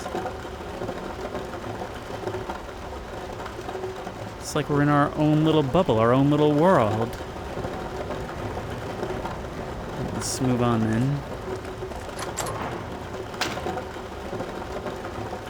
Some kind of greenhouse, and the cool thing about abandonments, and I've been to a couple of empty greenhouses, is that the things left inside tend to not only survive, but thrive, often completely overtaking a place. It's actually a great sight to see. Analysis, yeah, so this must have been a lab that did testing on the local flora.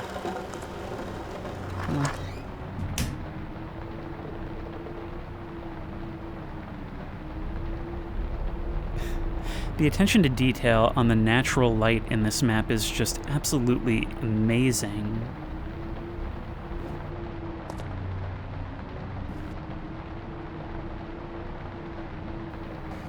Oh, look. I think we found where our candle lighter is hiding. Either they're not here right now, they've not been here for some time, or they know we're here and they're steering clear. You hear? Alright, well, we'll leave you to it.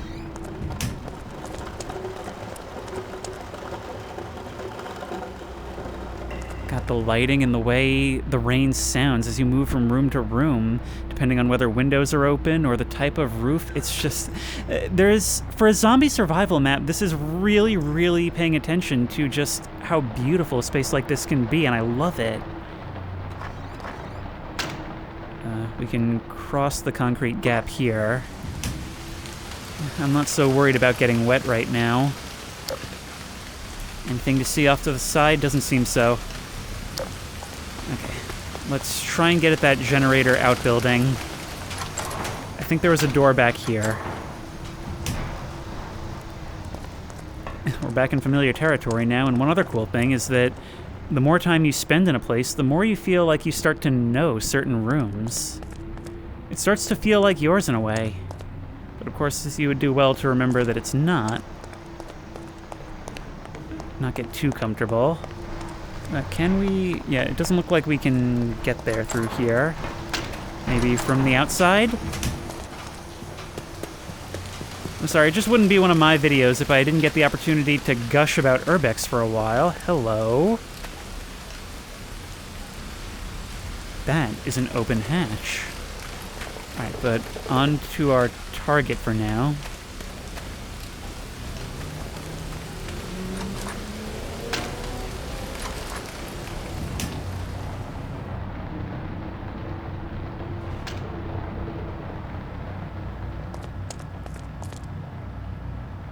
Hang on.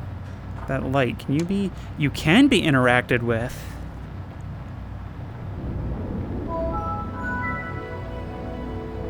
That's insane. Look at that, it's the old Steam app logo. This is a blast from the past right here. But I don't imagine we'll be able to mess with it. What about you guys? Nope, nothing to be done, and I probably shouldn't be messing with active electrical equipment.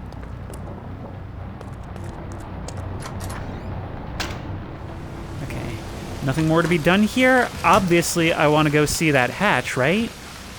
Oh, wait. Okay, the map ends here. I was gonna say, can we actually go as far as that outbuilding? From the outside, from this angle, you almost wouldn't even know it was abandoned. These are the kinds of finds I love, the minimal vandalism and mostly overgrowth. Yep. Of course I also like it when a place is hiding something more.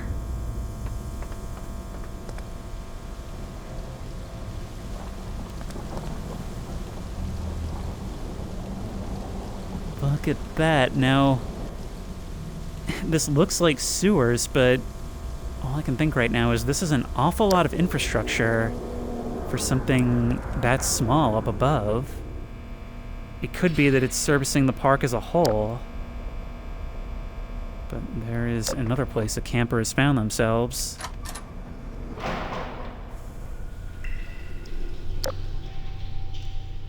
Okay, nothing here but more flooded space.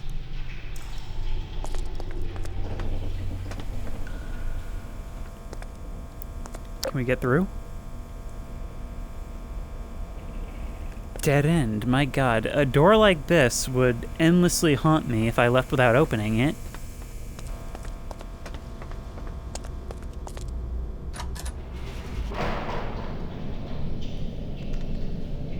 What could this be?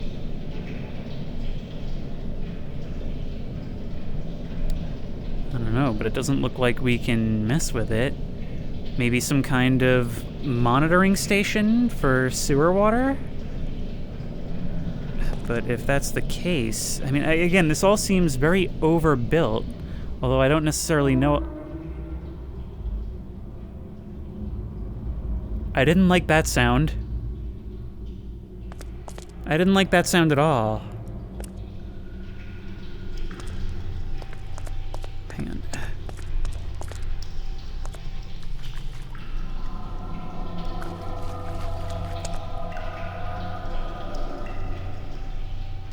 What all did this research station work on?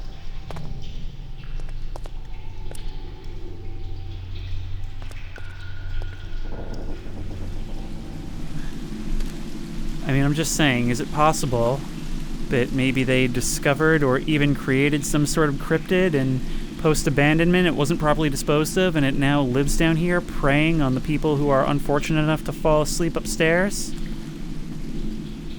I mean, I'm not making an assumption, it's just...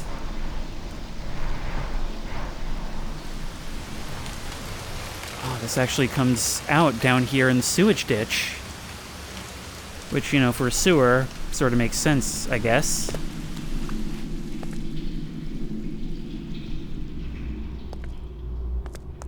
Right, this is where we came from.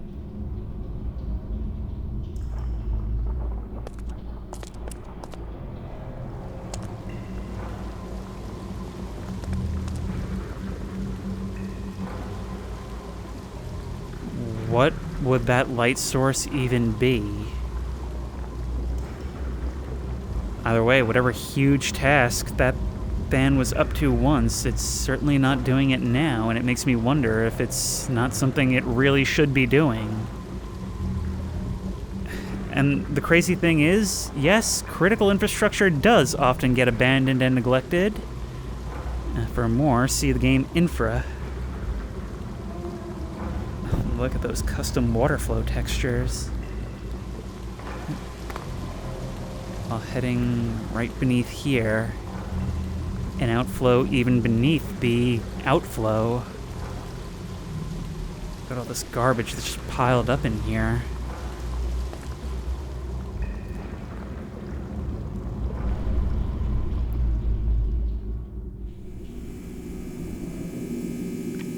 Oh, this goes back upward.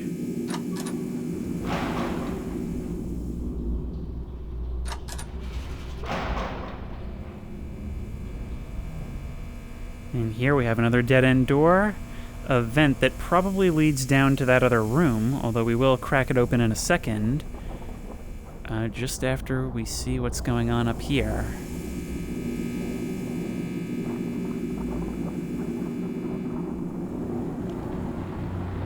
I recognize that intrusive tree anywhere. Yep, this is the building we had first took shelter in.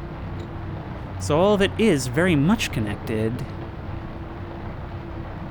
This map was just such an unexpected delight. Like, I knew it looked good from the screenshots, but this is one of the best representations of urban exploration I have seen in Gary's mod. I mean, sure, the power being on is a bit unrealistic, although certainly not unheard of. But there's just so much attention to, like, the sounds and the ambiance and the filthiness, all the different places where it's leaking and falling apart, and just on the transformation. So much thought put into what it was and what it is now, and what it is to others. Okay, well, we should probably move on now, though. But before that sewer cryptid comes back. This next one is titled Deja Vu. And apparently it was made for Halloween 2014, which means that it does fulfill my criteria of being an older, more classic era map. Although it still feels weird to me since 2014 was kinda after my time for this game.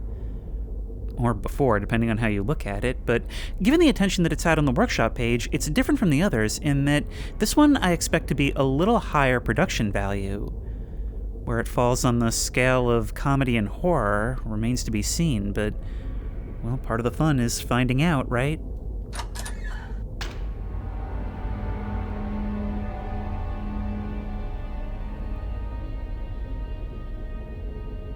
Definitely seems to be higher production. It's got some sounds, it's got actually a pretty nice looking map. But we have no clue as to our situation, how we got here, and the window provides no hints, nothing but darkness and fog as far as the eye can see, which is about 3 inches. Room 411, maybe we can get some good information in there? Nope, we are doomed to ignorance. Well, let's start trying doors, it's all we can do.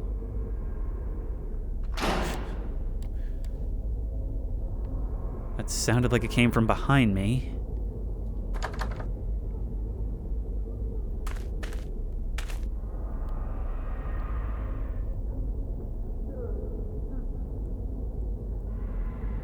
I swear I hear, like, yelling or sobbing from behind this door. The atmospherics of this. Can't interact with this radio.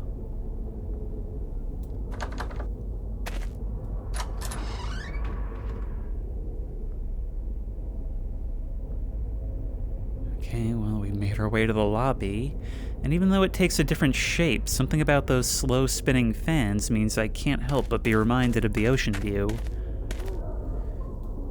I can't attempt to open this, right? No, it won't even let me try. Not that I really wanted to.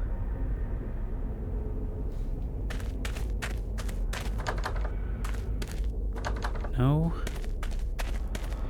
And this is gonna be a big no, but we've got to try it anyway. Nope. And we're not gonna be able to mess with... No, we can't. In fact, we can't even fit behind the desk.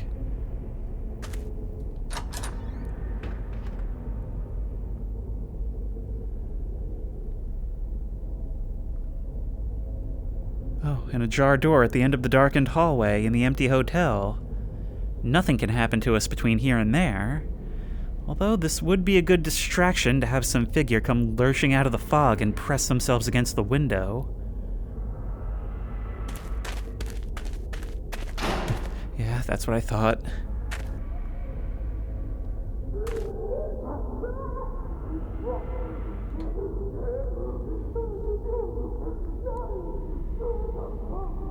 God, those sounds are horrific, and it's hard to make out words, but I think I heard, "I'm sorry."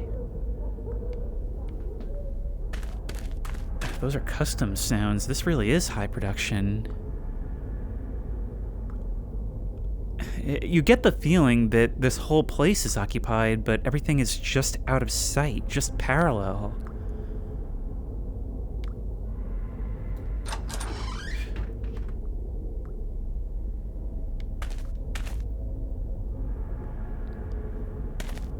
Okay, I did not like the slow gradient of that. But I guess walking into the dark is our only choice.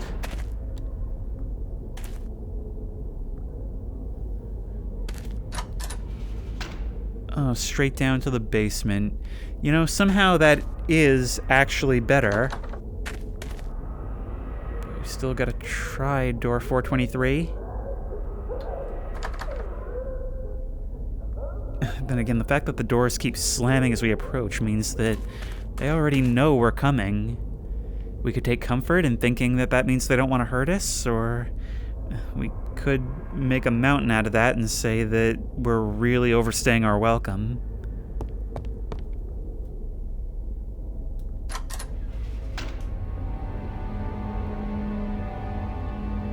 Okay, map, good point. And it's now that I must remember that this came out in 2014. Wasn't that the same year as Silent Hill PT? Let's keep trying things.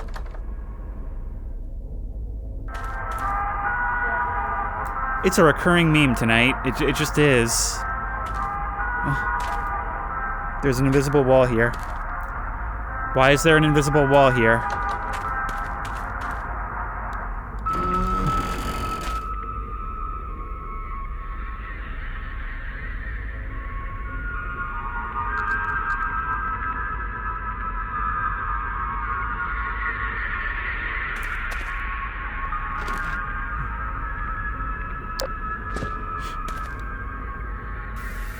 That just sounded like a hard footstep behind me. That static was like in the back of my head. That was not coming from the radio.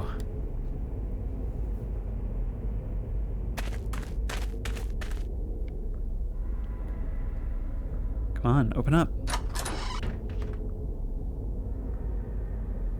Stall game, but this time it is a horror game. Come on. No, we can't open it.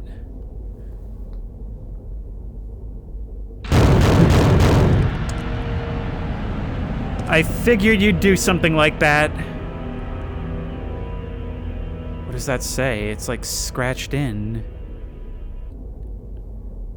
The mirror is haunted.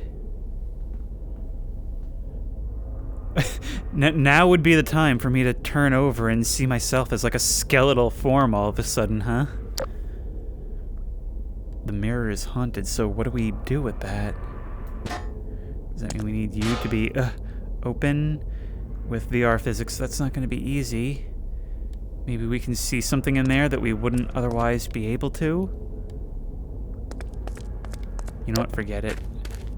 If we can leave, we must. Horror baby, you're staring me down so ominously. What are you doing here? Horror baby, you've been hunting again, haven't you? Okay, just making sure you weren't distracting me while the real threat lies around the corner.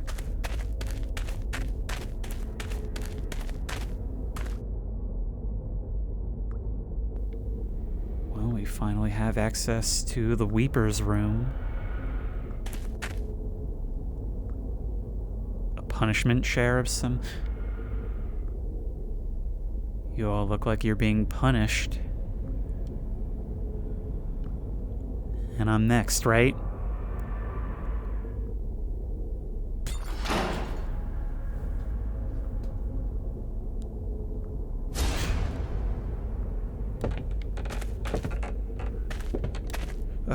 Wait. Oh, I can't take my place on the side.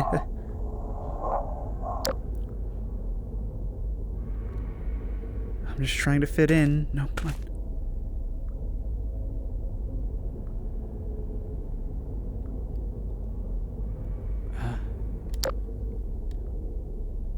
Does that mean I can leave now?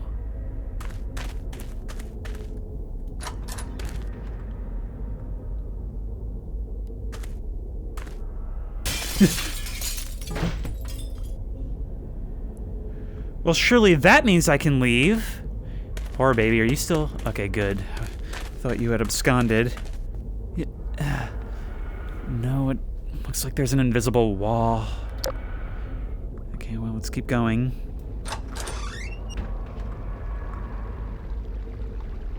Somebody's left the pot boiling. Does that mean that there's a bit more activity than before?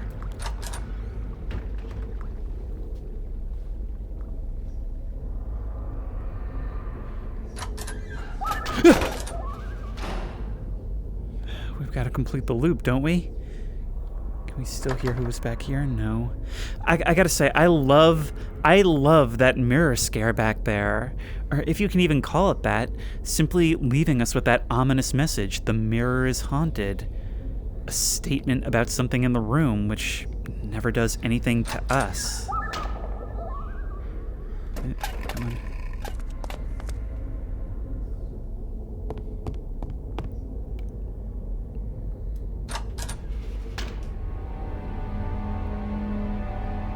With each loop, things deteriorate for us. Wait, is that moving? Surely it is.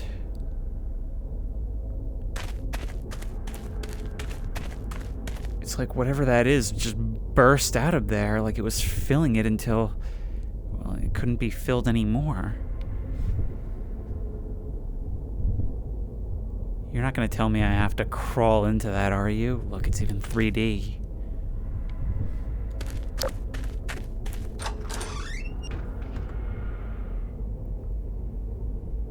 That feels too good to be true. In fact, it feels far too good to be true.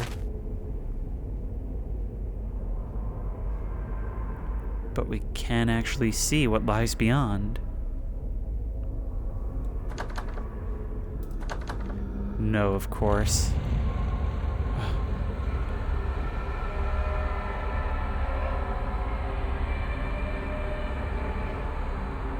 I get the distinct impression I should be backing up. I didn't even get to see what that was, but yes, something was walking out of the darkness towards me. The fact that I only caught a glimpse of it before the doors closed. The scares so far have been very well done. I actually kind of like this more than Silent Hill PT, which I found kind of boring after a while.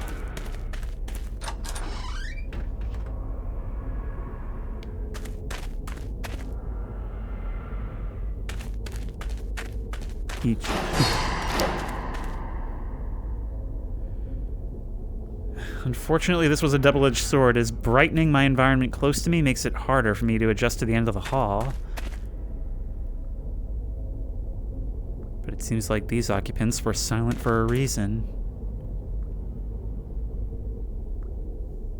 Well, there's no getting through there, and I take it the door at the end of the final hall will be in a similar state, right?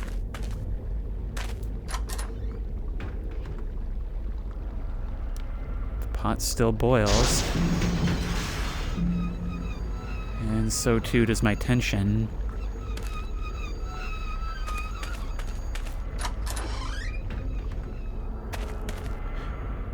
Howdy.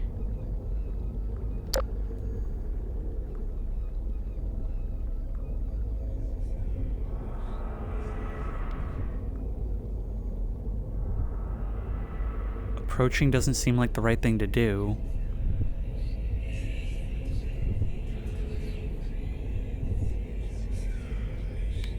But I guess you're not paying me any mind. Only hearing the whispers like they're coming out of his skull into mine.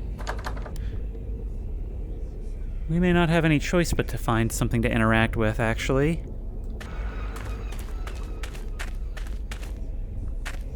Oh wait, this is open now. I didn't even hear it or notice that it happened. Well, here we go. Although at a certain point, when it just keeps getting worse with each loop, I keep thinking maybe I'd be better off just stopping where I am.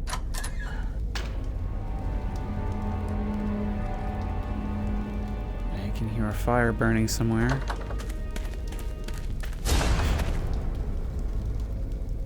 What?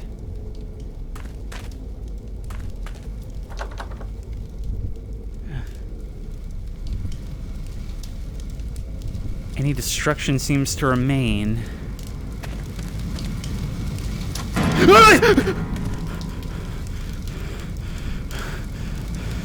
Hello? Your eyes are closed, like you're just waiting for the inevitable.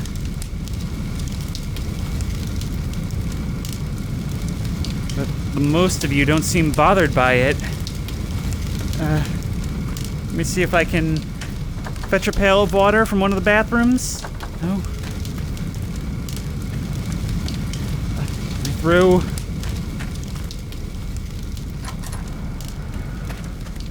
Let's close that door for fire safety, you know? Don't want it to spread unnecessarily.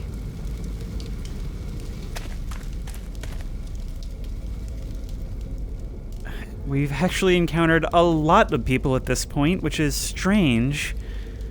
But all of them completely wouldn't acknowledge my existence, wouldn't move, all had their eyes closed.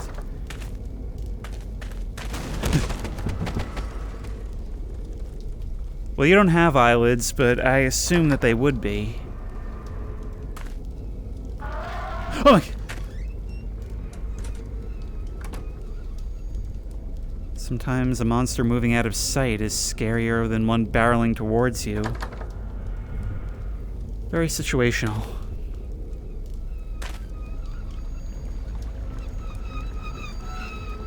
God, the ring of that thing, the squeak, reminds me of a phone.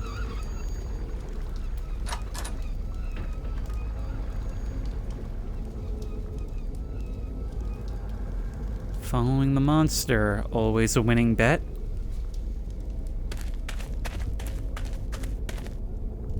I'm just taking it on faith that I won't need the safety lock for this endeavor.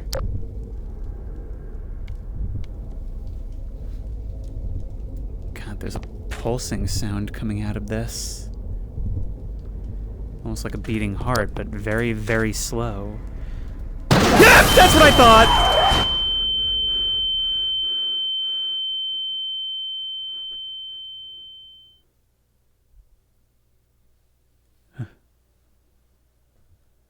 I'm being pushed forward. I'm not doing this.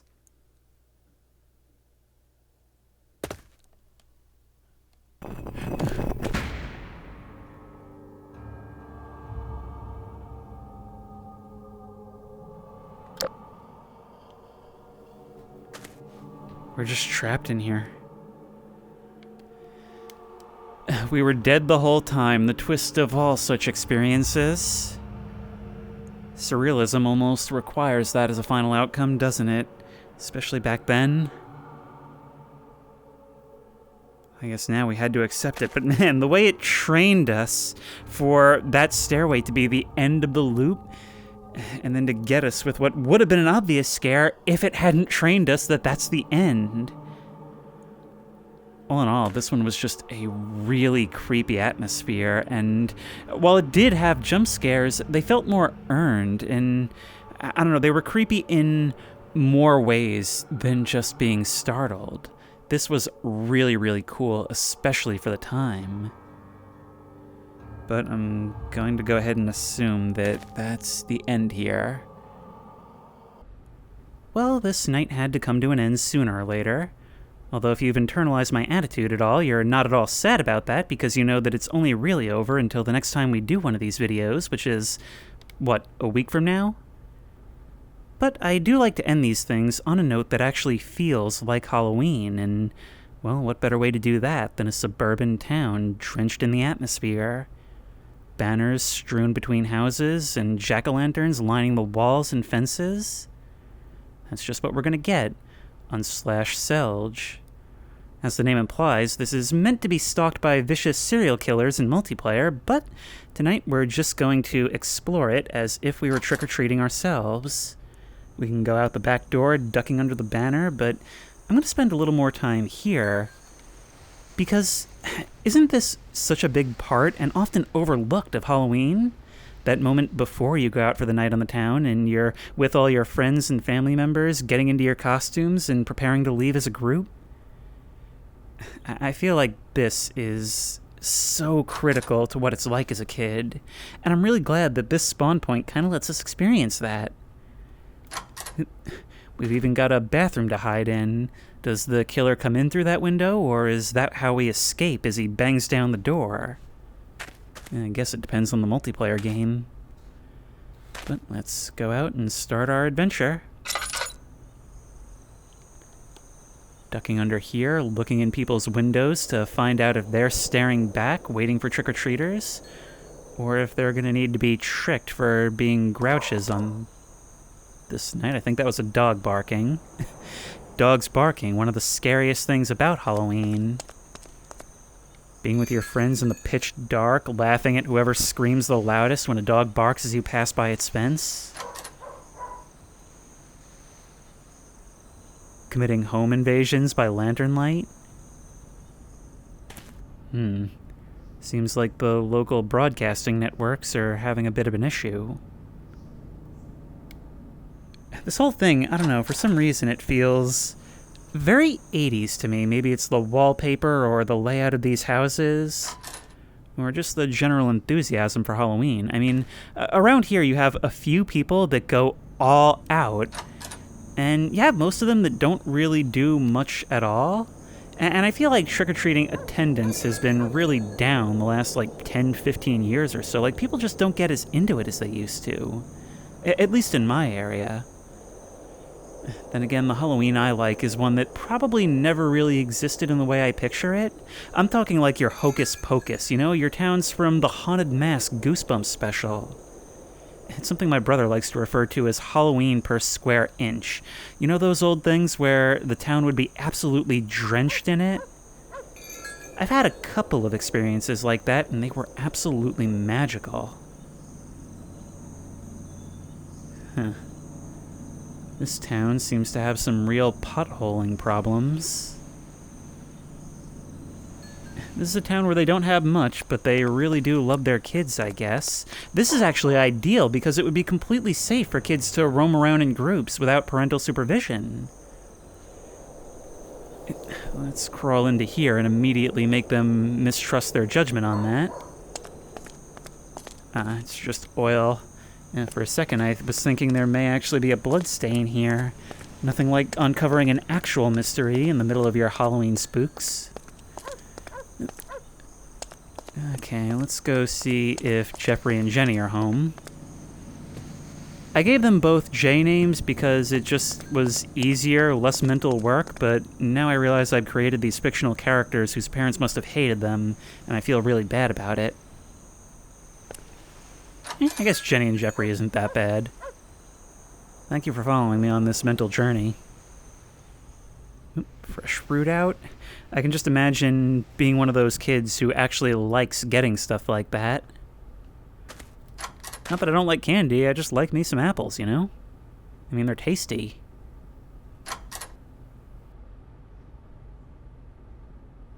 And besides, how do you not associate apples with being tempted by a witch? I mean, if you let your imagination run wild, even stuff like that can be fun.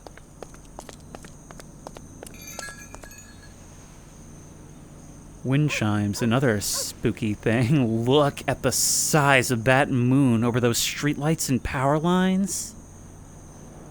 This map is actually really quite beautiful the second you look up. Oh, was there anything in this garage? Nope, just a camping lantern. I was always sad I was never one of those teenagers who would kind of go to the graveyard and hang out on Halloween night. I imagine they have extra security for exactly that reason, but, 80s movies trained me on stuff like that.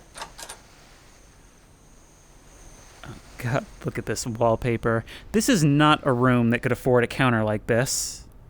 And look, carpet in the kitchen. My God. That's the real horror here. But I don't know if we're going to be poking through every single house. I mean, there's tricks and then there's felonies, and sometimes the line is fine.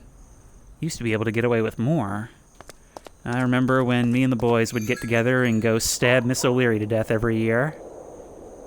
Actually, we probably should have been more concerned that she was back every year.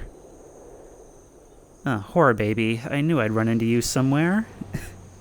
Get a nice load of candy, sharing it with your friends? I hope so. To to be honest, I'm just glad Liberty didn't get you guys into trouble. You know how she is. Back here, there's no lights whatsoever. This is kinda spooky. Although finding a nice little corner to count your candy was always part of the fun.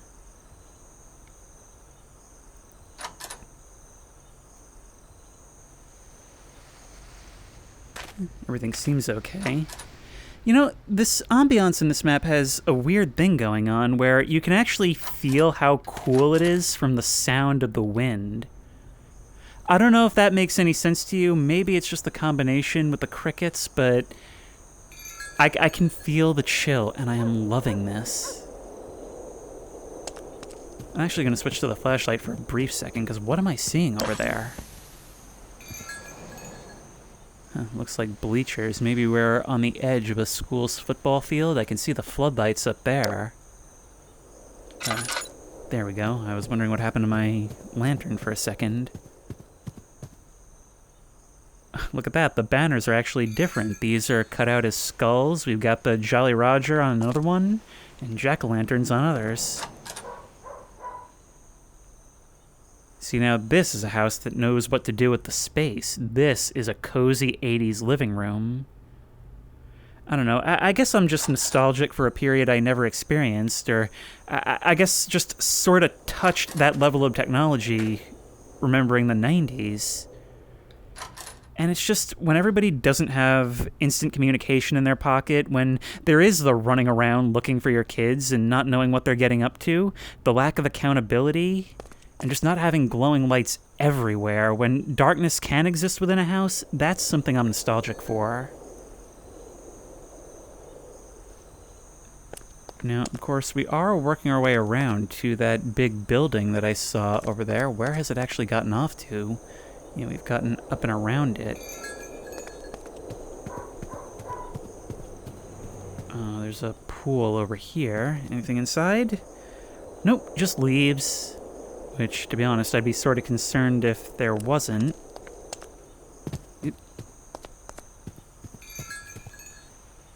The reflections off of those leaves almost made me think there was a fire there for a second, but look.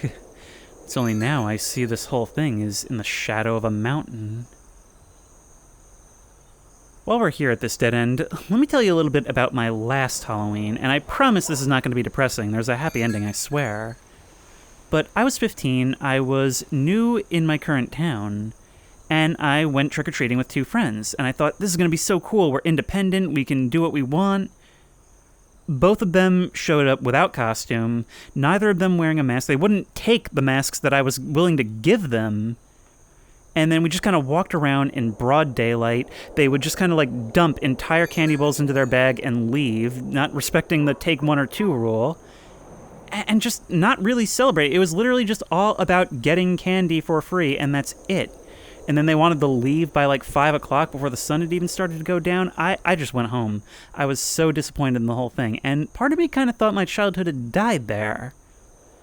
But later that night, my cousin came over, and we kind of got up to a different adventure. There's this one pass that like leads between houses from a school near me, the elementary school. And they lock the schools down at night on Halloween to prevent mischief. But we decided that, okay, we're going to walk down this narrow, creepy path. It's all, like, really tall Jurassic Park fencing. It's extremely narrow and dark, and it's all overgrown with plants and ivy. And we just walked down this long thing, straight to the end, straight to where they fenced off the school. And we're cramped in there. It's pitch black. We keep thinking we hear noises. And we're just peering into the school, into the darkness, just sitting there and playing spooky songs. It was ambient greatness, and I think that was actually the year that I started collecting creepy stories. That's sort of how I became the librarian. I had never realized that I basically became the librarian on the last night I trick-or-treated. When I thought my childhood was dead, I just kind of found a new way to enjoy this. I learned something about myself today, but ooh, look. Looks like this building is actually abandoned, and they've done a really horrible job of sealing it off. This would be such a hangout spot. right here in the middle of all these houses.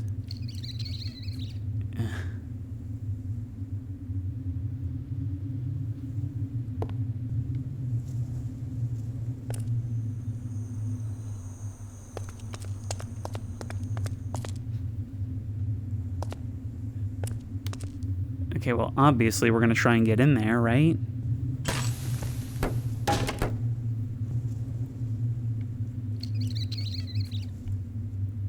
I'm just kind of enjoying this ambiance with the lights off for a moment. Okay, I tried even using the remover tool. These are not going to break. They're not physics objects. But we can keep trying.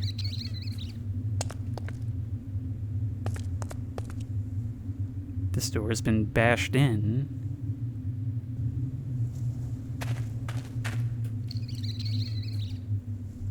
Ooh. Okay, I guess windows are supposed to be here that appear as we get close. That's kind of haunted, right? It's just sort of a lame haunting. But that's the appeal. But to be honest, I like sort of mundane hauntings. I think they're quite inventive. Here we are, the roof. And from here, we would... There's that sound again, which you guys keep telling me is associated with something called the interloper. But you know what? What is Halloween without spirits following you throughout the night, right? Without feeling that presence at your back with every step. From up here, we can see the whole neighborhood, which at that age feels like the whole world. And at this point, you would probably end the night feeling like a king. However you choose to celebrate, I hope you all have a very happy Halloween. And if you want the creepy and comfy feelings to continue, well, don't let the peer pressure from the fun terrorists stop you. Remember, it's just that, a feeling. It works best in the season, but you can experience this stuff whenever you want. You just have to put yourself in the right mindset. That's what I've done. And if you like this video, please remember to like, comment, and subscribe for more creepy and comfy content. If you have any ideas for other videos you think I should do, the best place to suggest that will be at the Discord, which I will link in the description.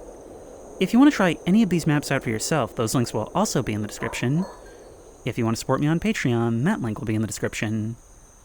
And as always, I will see you in the next one.